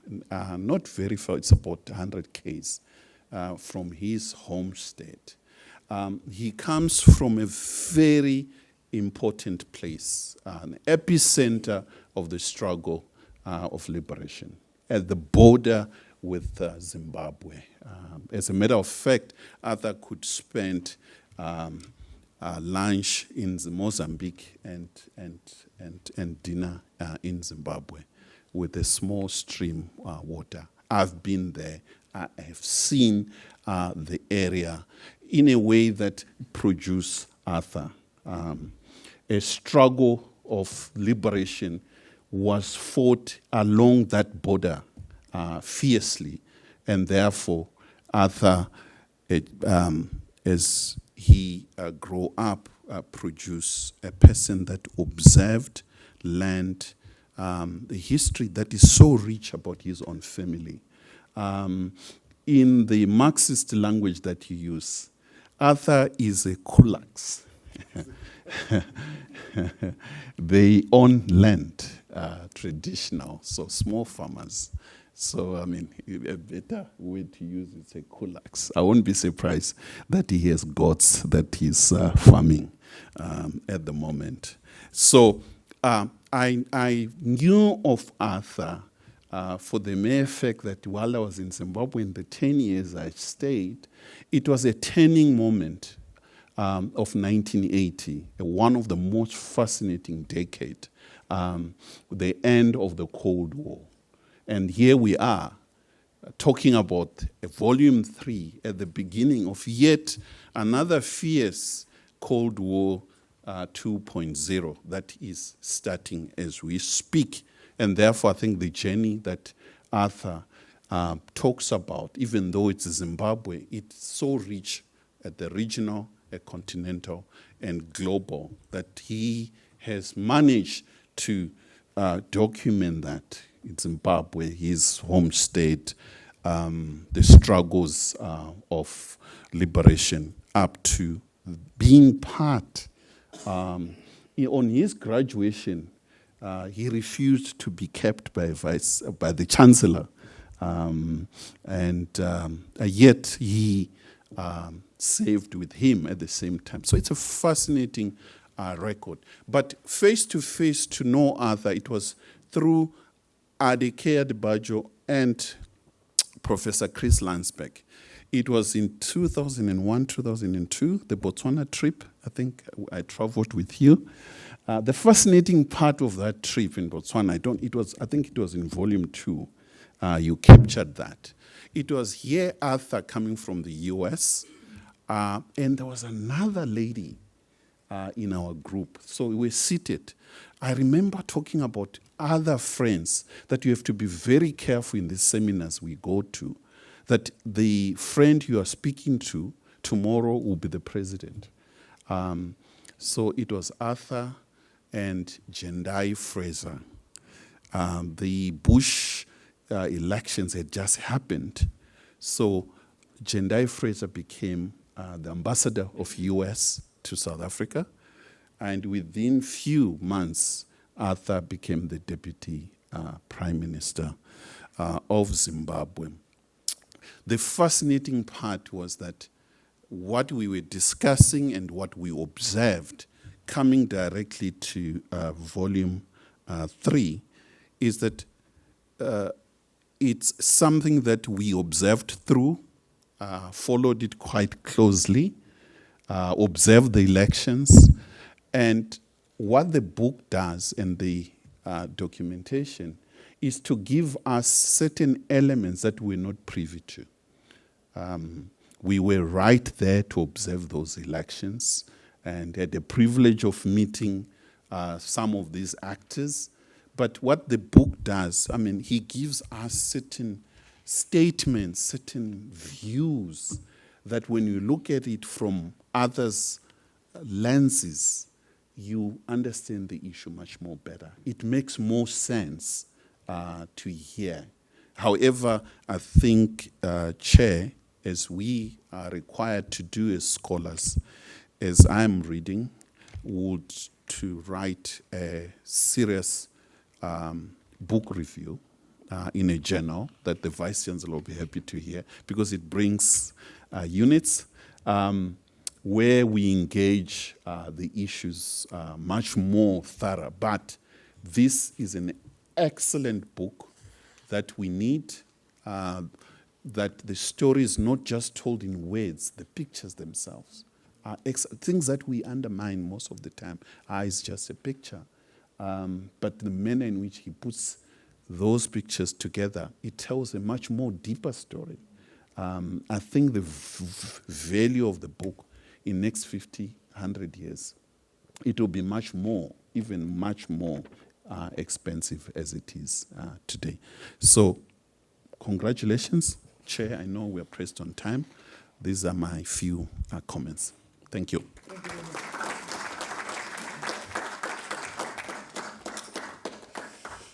Yeah, Churchill and Cecil Rhodes. So you're also an Anglophile, right?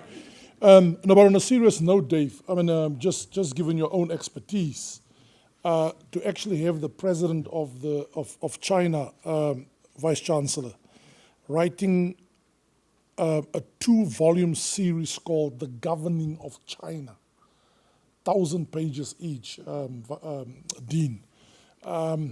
It's serious. It's thinkers. They think through, and of course, like Arthur, the Chinese don't think in terms of years. They think in terms of centuries. The impact the book will have 100 years from now. But very important insight, David. Dr. Mpofu, welcome. I saw you walking in. Jethro, welcome. And by the way, I enjoyed your debates on the diplomatic spat between Pretoria and Washington. I enjoyed your inputs. Jethro Mpofu from the Center for Diversity Studies at Wits. Welcome. Good to see you again. Thank you so much. Yeah, I will be speedy in the interest of time. That is already, I think, advanced. Congratulations, Prof, for this compendium. A book is a good book if it can survive jokes. I joked about the size and also just the massive content that is in this book. Because the reading audience is dying, we might need to translate this into a documentary, like audio and visual, so that most of the people that really need to read what is here access it. Readers are becoming fewer and fewer, and it frustrates me that the people who really need this might be intimidated by sheer size and not engage with the important and very relevant content that is here. My contribution would be, what book is this? And why should we really get concerned and occupied with it? It's a book that joins an extended family of books that ponder the Zimbabwean Liberatory Project. But what Professor Mutambara does here, he expands the pondering beyond Zimbabwe to Africa and the global south. There are such books as one by Sabelo Lovukacheni, Do the Zimbabweans Exist? And then Professor Milestone, This Making History in Mugabe's Zimbabwe, Politics, Intellectuals, and the Media. And curiously, Bishop Abel Mzorewa's Rise Up and Walk. You know, Prof, when we grew up, we were told never to think about or to read anything about Mzorewa because he was a sellout. But now with our epistemic disobedience, when you open the pages of that book, you realize what we lost and what kind of leadership Zimbabwe was denied. Yeah, figures like Mzorewa and Ndabaningstole were sort of banished from the Zimbabwean curriculum, the academy and the media landscape, but we lost a lot of nuggets from there. Then there's Professor David Moore's Mugabe's Legacy, Coups, Conspiracies, and Conceits of Power. And my Robert Mugabe, The Will to Power in an African Post-Colony. I'm just mentioning a few books alongside which researchers can read this important book with. And also, speaking from a research perspective, not everything that has got covers is a book. But this is a book, and how is it a book? It's based on the authority of the author. Like, this book is written from a trained mind and a well-read mind. Mutambara doesn't enjoy the love of knowledge. I think he endures the fear of ignorance. You can only read this much if you are afraid of not knowing. Because the man collapses literature from different directions, and the ability to weave that together is impressive. It's a trained mind, well-read, quite questioning, critical, experienced in the practical sense, and above everything else, a humanist. When people learn so much and think so deeply, they tend to apply themselves quite arrogantly along the way. But there's this, Prof. Mutambara has a lot of confidence, but that confidence is accompanied by humility and the appetite to be taught by others, which makes you a relevant and important thinker. And then methodologically, the book is multidisciplinary to the point of being undisciplinary. When you think you are engaging with a historian, the political theorist jumps in. When you think you are engaging with political theory, a philosopher comes by. When you think you are engaging with a philosopher, a proper sociologist also comes through. So these disciplinary currents that cut across the book makes the book undisciplinary, and therefore I think decolonial in that we have the method of no method, but the book achieves its purpose, which is to circulate certain important ideas. And it's rendered in lucid, transparent prose that can be read equally by a novice and also an expert. A retired professor can read and enjoy, and I think a matric graduate will also be able to engage with you.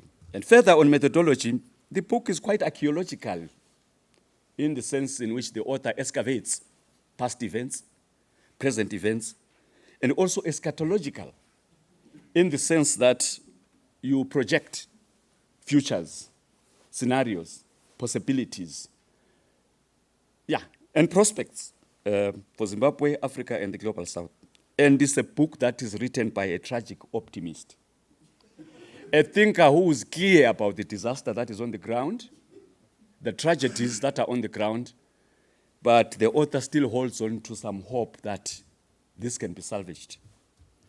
And in that way, the author becomes an idealist in the sense that Mutambara believes that ideas work and that ideas exist, and that through ideas we can change the situation for the better.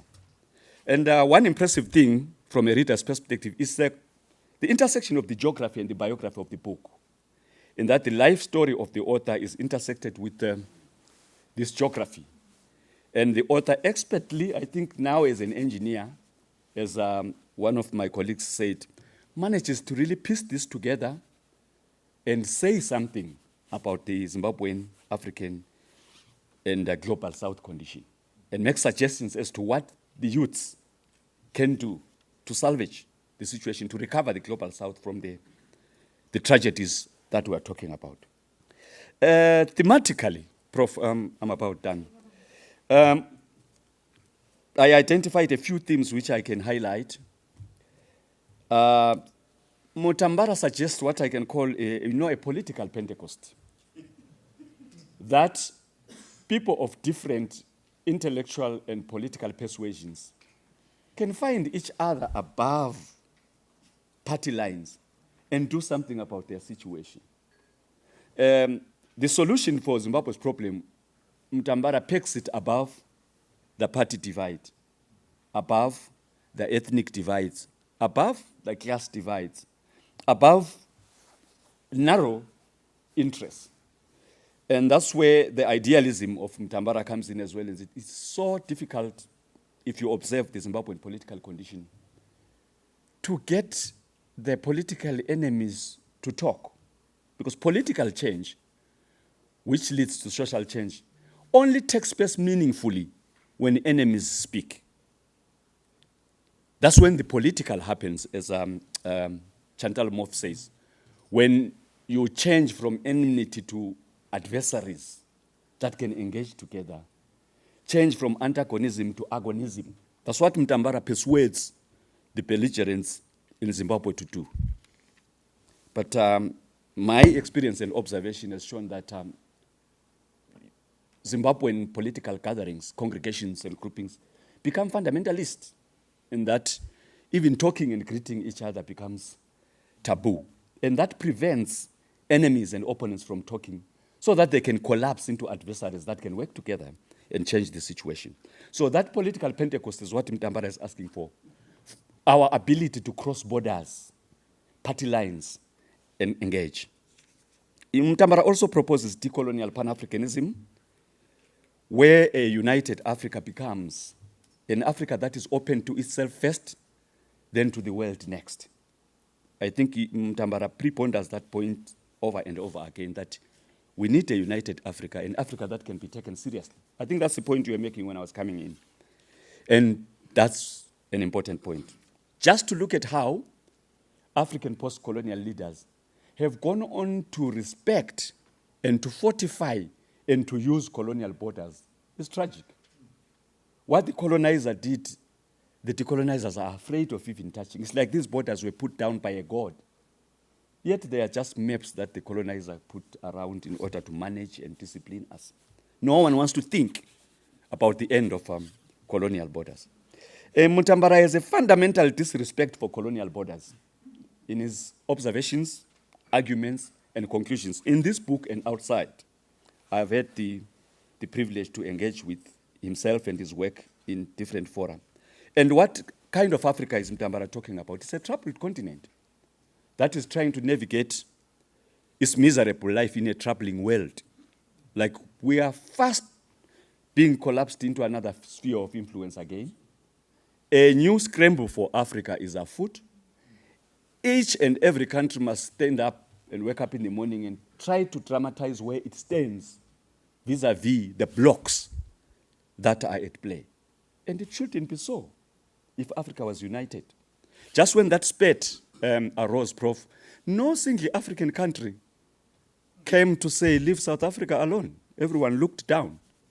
And I could observe that the design, true or false, that some noble carriers and okapis were transported to Russia, the effect of the communication was to scare every African country away from the BRICS alliance, from China, from Russia, and other possibilities. And this is an Africa that is littered with coups. The terrorist scourge is expanding. Wars, look at Sudan. Disease, corruption, mega corruption, where presidents, once again, are becoming richer than their countries.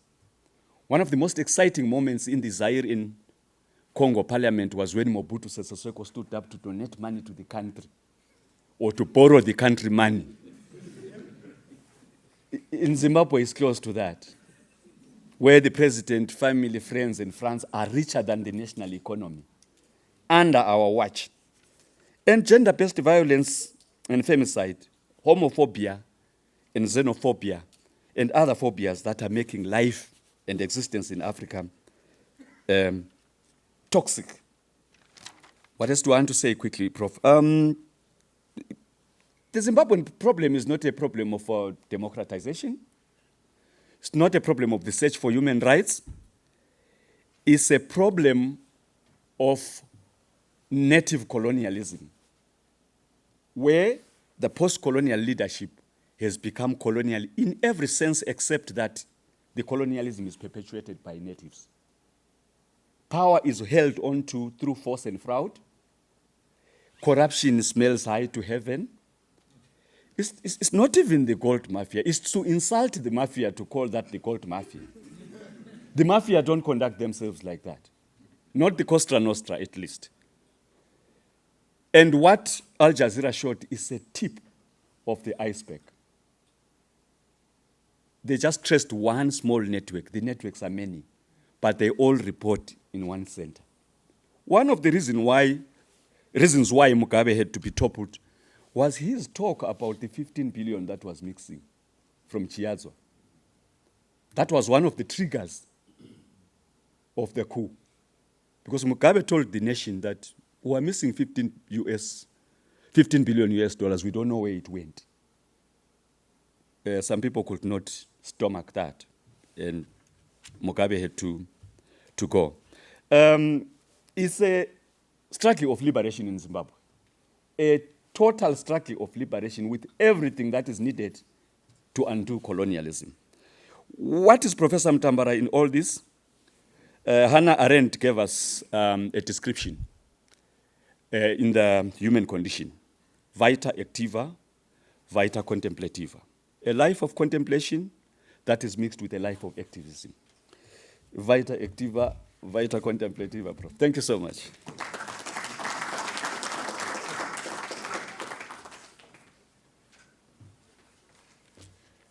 Yeah, thank you very much, Prof. Yeah, I mean, I've just elevated you, well deserved. Just want to say something about Dr. Mpofu. I mean, we've shared many platforms, and I say without a shred of hesitation, VC, that together with Prof. Gacheni, our own Prof. Zondi and others, they are the ones that really did groundbreaking work on coloniality, not to be confused with colonialism or decolonization. So coloniality is after the colonizers have left. The vestiges are all there, and we scramble after them. Man, what a description. Political Pentecost.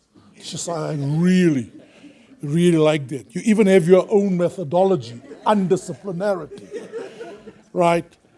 When you describe some of his characteristics, Dr. Mpofu, we just have to have a conversation about that at some point. So was the man with his undisciplinary method, was he disciplined himself, or was he an ill-disciplined man? And just in terms of the book, yeah, it's quite intimidating. He's an intimidating character as well. So last but by no means least, Prof. Tapiwa. And then Prof. Tia will close us out. So it's guided democracy.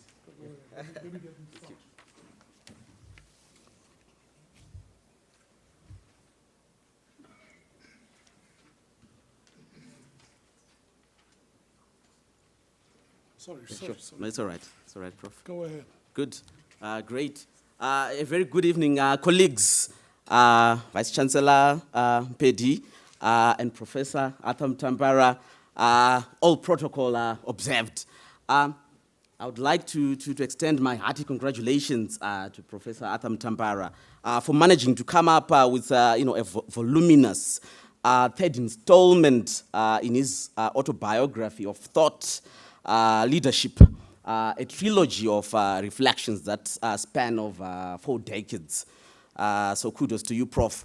Prof. Mutambara, I found your intimidating volume 3 in the series of thought leadership quite enlightening in unpacking some of the drama, intrigue, and operations of the Government of National Unity, the GNU, in Zimbabwe, which you were a part of as the Deputy Prime Minister between 2009 and 2013.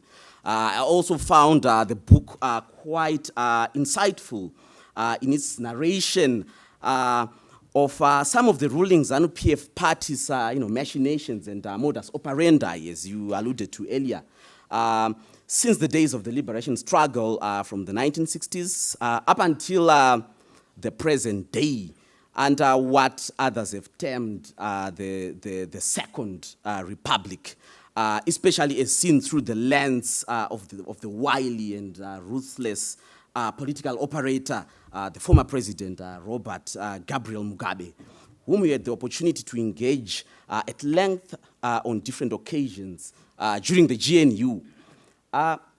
Having read your book in conjunction with others that have been written around Zimbabwe's liberation struggle by the likes of Masipula Sitole, Joshua Ngomo, Edgar Tekere, and Wilfred Manda, a.k.a. Zinashe Machingura, it is very evident that today's ruling ZANU-PF party has never really morphed from its culture of cutthroat politics, greed for political power at almost any cost, unbridled corruption, damaging ethnic rivalry, and shameless sycophancy since its formation in 1963. Such is the nature of the beast, and it is hardly surprising that despite a tottering economy over the last 2 decades, it has still managed to maintain its vice-like grip on political power in Zimbabwe. So with such vices being entrenched among some of our political elites over many decades, one wonders whether the leading political opposition figures would behave any differently if they were to assume the reins of power in Zimbabwe.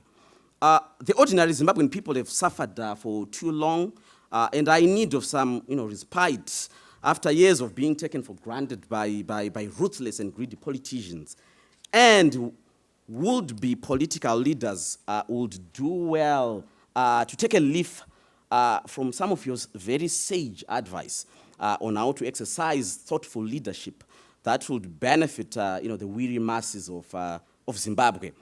And in line with your passion for the academy, you engage in critical and enriching debates around pertinent issues that confront the whole of the African continent, and not only Zimbabwe, around the importance of fostering beneficial forms of Pan-Africanism and critically engaging the fourth industrial revolution and some of its cutting-edge technologies, especially artificial intelligence, AI, and the strides that are being made in this field, and the inevitable ethical questions which this technology raises in contexts such as ours that are replete with inequalities along racial, class, gender, and geographical fault lines.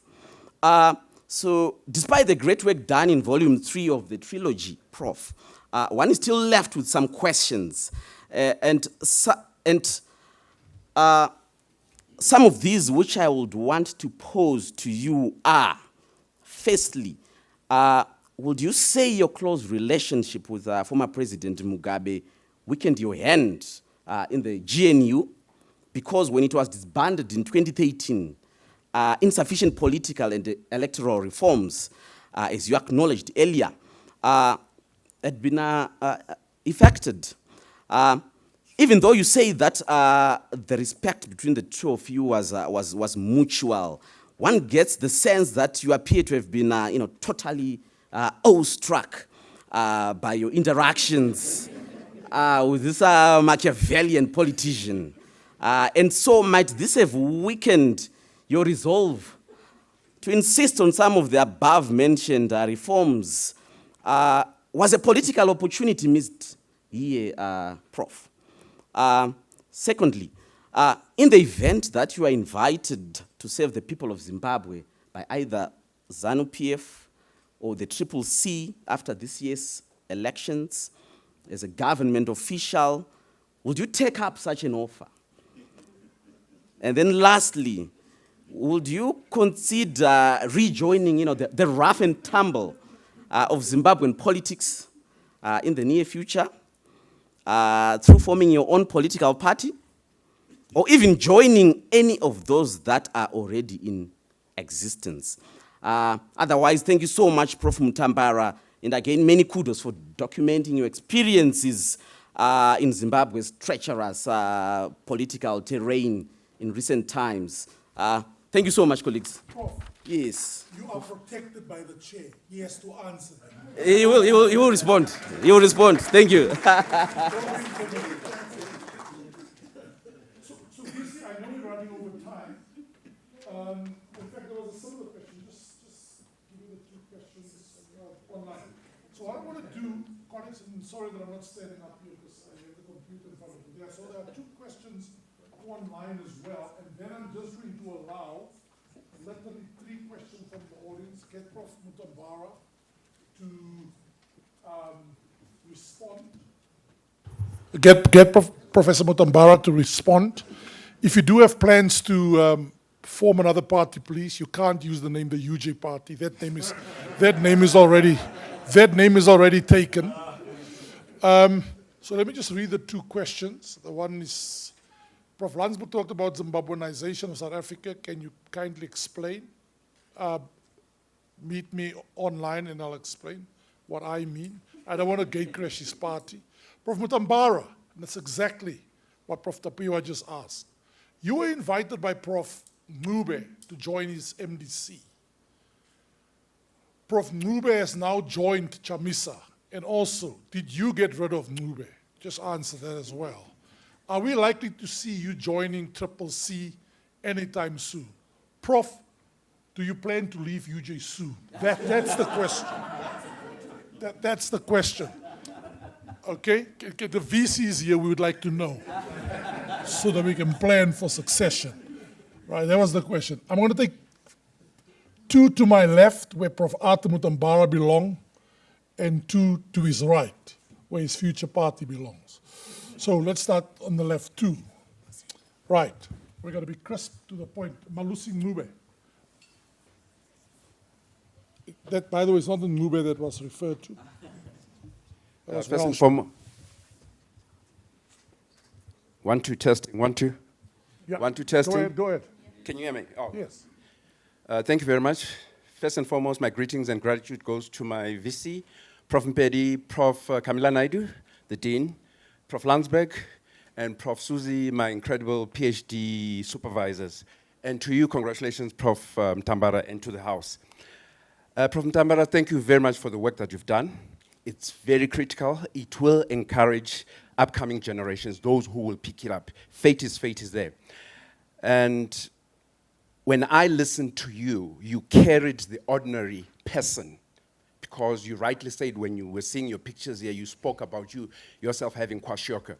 So your past hasn't left you, and you're doing this for the people. That's the feeling I get, because there is unemployment, endemic poverty, and all that. And you are trying to encourage the voiceless. And thank you for that. Now, my question to you, on one part, you spoke about fiscal consolidation that has to be done in Zimbabwe. You're talking about the problems within. And a lot of your problems I heard you spoke about within. But you did, in your prophecy, introduce that there's also problems without. I haven't seen a loud articulation of those outside problems that negatively impact, and I think there has to be balance in that. And how do we engage with that, the outside problems that are impacting the physical point of Africa, the physical point of Zimbabwe, because you cannot have a hyperinflation that is in Zimbabwe, because even the one in Chile, even the one after First World War, Second World War was not like this, it was attended to. So please, can you comment on that? Thank you. Thank you very much, Malusi, and thank you for thanking Prof. Susie and I, but we cannot influence the examiners. We can't guarantee what the outcome will be, but thanks for acknowledging your supervisors. Another one to the left. Going to the right. Thank you. Just introduce yourself briefly. Thank you very much. And then. Thank you very much. My name is Mashiri Radima. First of all, congratulations, Prof, for your third book. It's really exciting to follow your journey and to get inspired. My question really is regarding your focus and passion about African integration, and rightfully so. But recently, we've started to see, for example, the likes of the president of Kenya, William Ruto, speaking the language that you kind of speaking, that as Africa, we need to come together and negotiate together. We're not going to be invited as individuals, but as the AU. What are your thoughts on that? Is there any hope and real prospects there, or it's maybe going to be another Magufuli miscarriage? Thank you. Thank you very much. Gentleman in front of you. Right in front of you. Thank you. Greetings to the sitting and the protocol observed. We see that Prof is truly a jack of all trades, a transdisciplinary approach. So with regards to that, he spoke about some bounded approach that exists within the political thinking and the other multidisciplinary thinking. So what is the next approach to demystifying into how African continental free trade could adopt the notion of having their internal constitution drafted by their own patriots and compatriots to be able to reach that pinnacle of having a national dream or approach? And then what are the mechanisms that will be put in place to remove those scotomas to drive that notion so that it can be an engineering application? Thank you. Thank you very much. Prof. Mutambara, 5 questions, 1 minute per question. You're no longer my boss, so take that as like, Prof, over to you. And then we'll close up with Prof. Tia. Okay. Is that secret? Back there.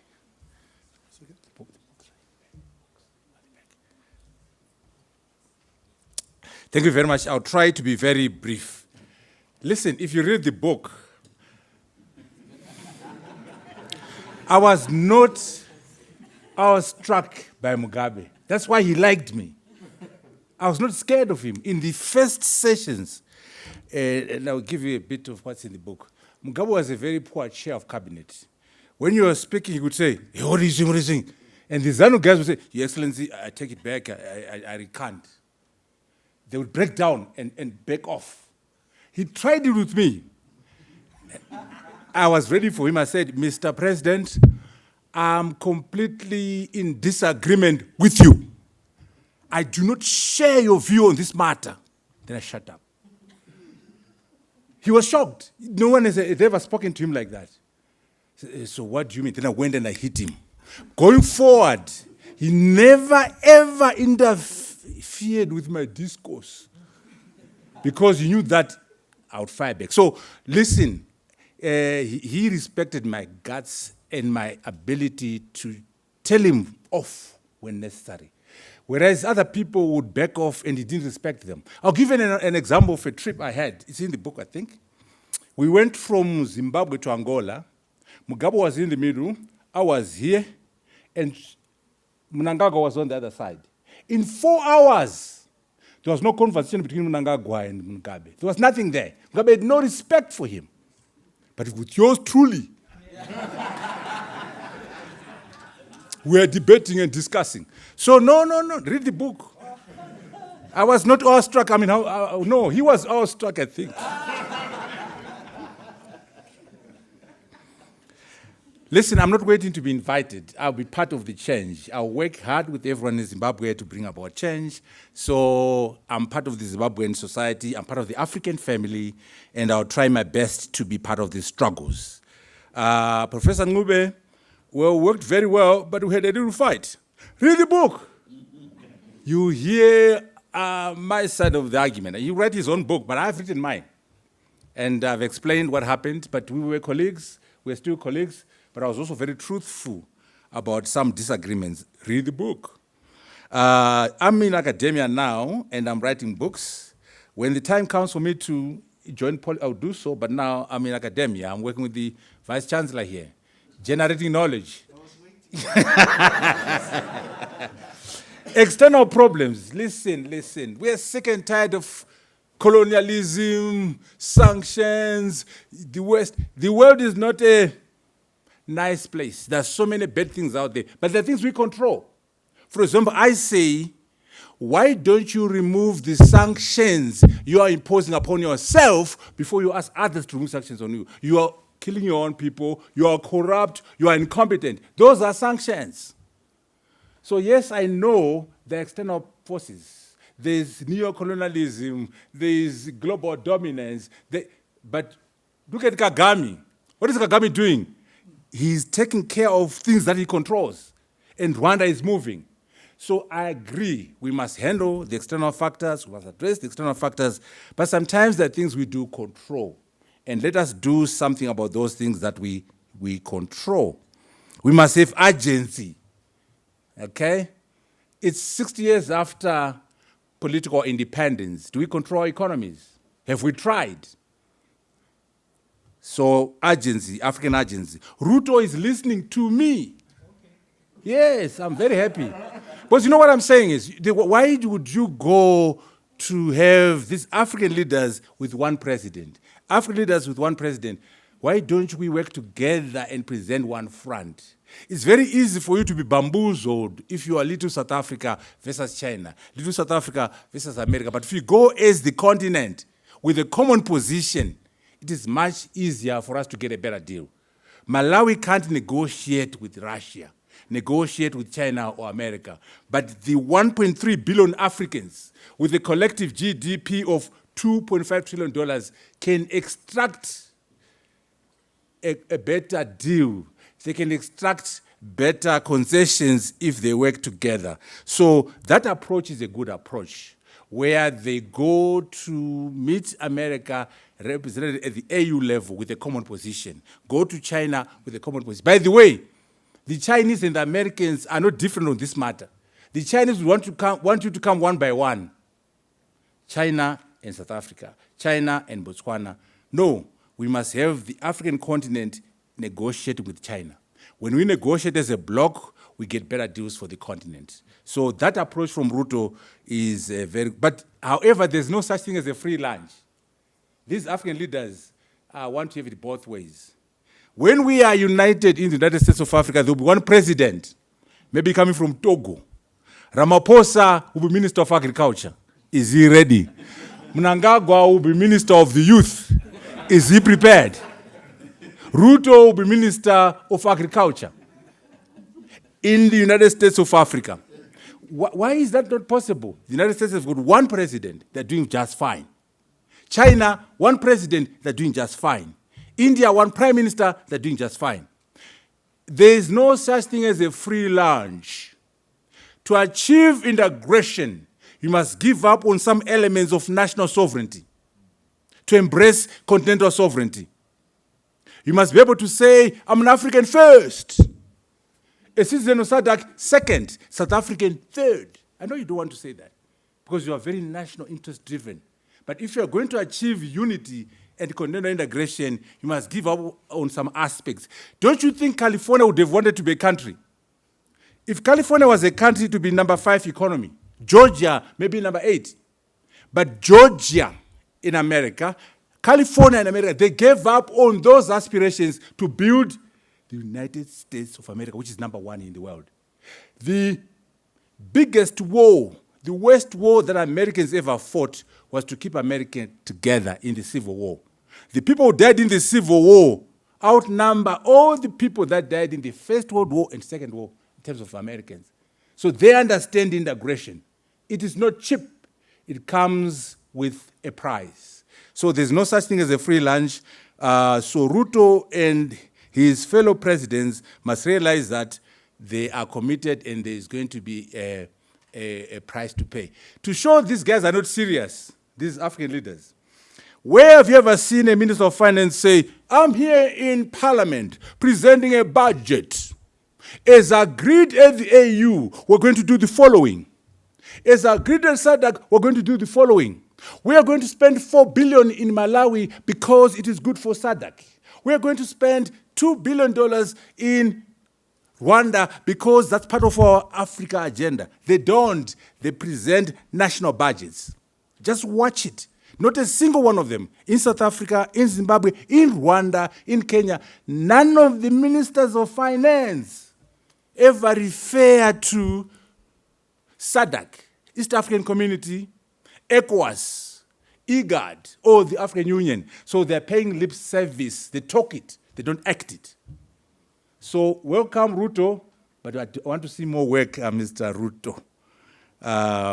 So there are sacrifices and there are issues. So in concluding in my remarks, I'm trying my best to document, and I'm trying to make a difference in my own small way. Let us make the problems of Africa our personal problems. Take a vested interest approach to these problems. Why? Because you could be a superstar vice chancellor.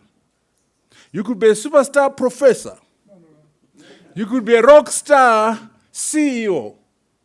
You could be an outstanding political player in your country, but you'll never be respected as an African until Africa has done well as a continent.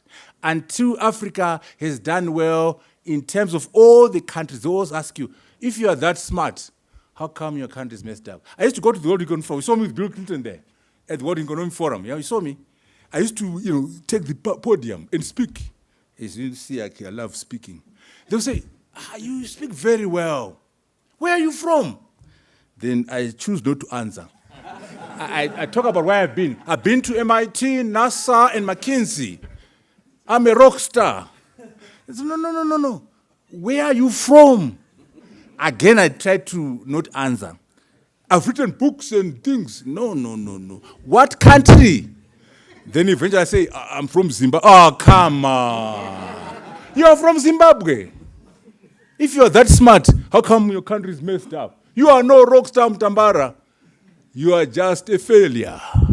So my rockstar status is undermined by the bankruptcy of my country, the bankruptcy of my continent. So I must take it personally, otherwise I'll never be respected with all those books. I thank you so very much.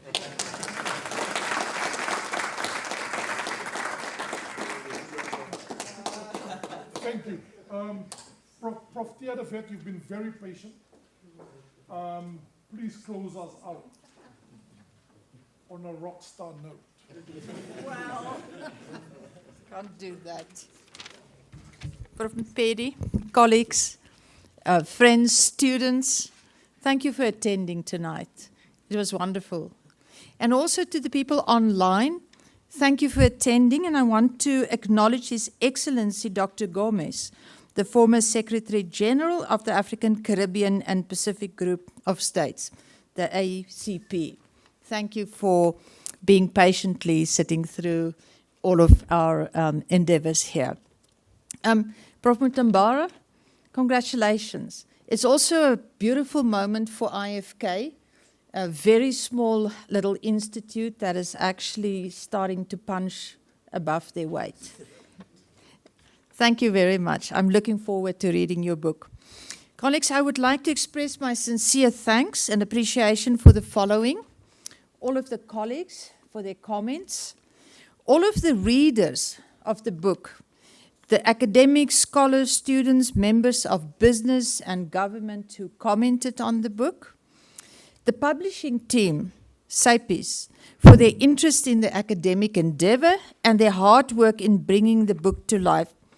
The cover designer and illustrators, the marvelous cover and fantastic images make reading a pleasure. Everyone mentioned that. They are a talented and creative group, which adds visual appeal to the work. To the event organizers, the IFK team, sitting around here, led by Ms. Tandeka Nomvele, thank you very much. People don't realize what a big job this is, who has been phenomenal in making sure that everything was on point. And then lastly, colleagues, we are inviting you to enjoy some refreshments next door. And then I have a final message. Buy the book. It's 400 Rand for the soft cover and 500 Rand for the hard cover. Thank you, everybody, for coming. And thanks, Chris, to you too for leading us through this whole event. Thank you very much, Prof. In fact, Prof, thanks for those last words. I was actually going to say well done to the MC, but thank you very much for. Let me just conclude on this. So Vice Chancellor, I was actually very serious when I said, in terms of that phenomenal achievement by the university, and I keep reminding people from outside the university. Prof. Perry and I are actually first-generation Rao students. We were actually here, studied together before the merger. But for you to achieve that feat, Prof, without a medical school yet, I mean, that for me is the astounding thing. And it's actually scholars and scholar practitioners like Professor Mutambara that helps us to soar above the clouds. I just want to leave you with two thoughts, with three thoughts by way of question, Professor Mutambara. First of all, and here I think Dr. Mpofu will agree, what that seminal pivotal moment of 2015, 2016 with the decolonization movement and the fees must fall movement did was to put on the agenda the decolonization of epistemology. And what Professor Mutambara has demonstrated and really eloquently described by Dr. Mpofu is that even methodologically, the sky is the limit. Let's test these old methodologies, theories. Let's come up with new approaches to studies and stuff. And that's what Prof did. In fact, before you walked in, Dr. Mpofu, I made the very point that you made. I've known this man for 32 years, 33 years plus. We were students together and student leaders together. And by the way, he's got a very long-standing relationship. He had a long-standing relationship with President Mugabe.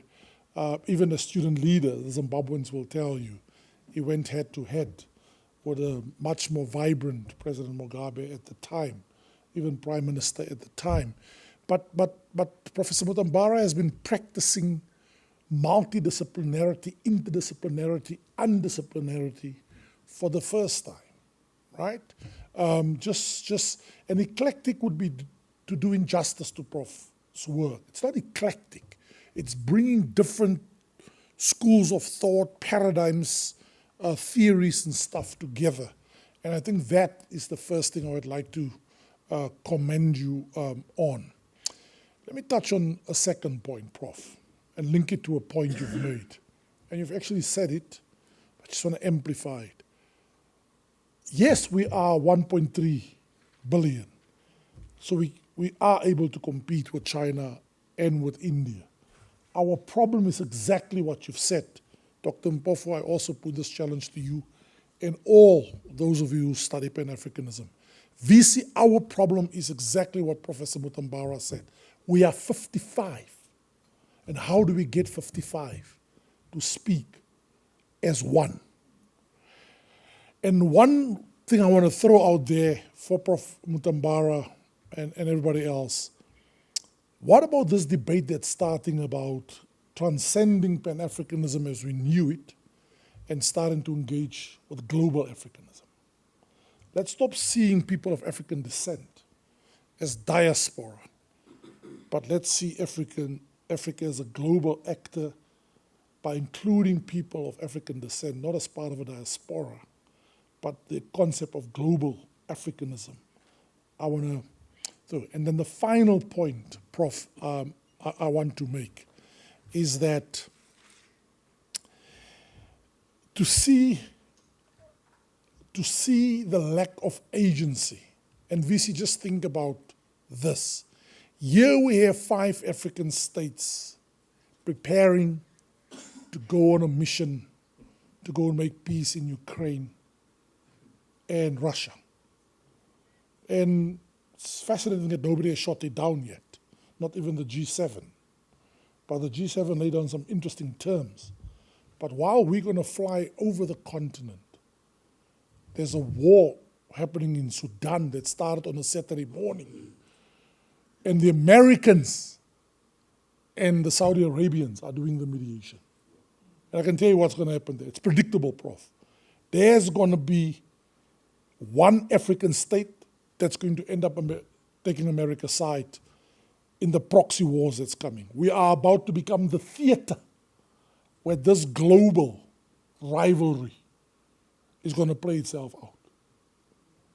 This time, economically and even militarily.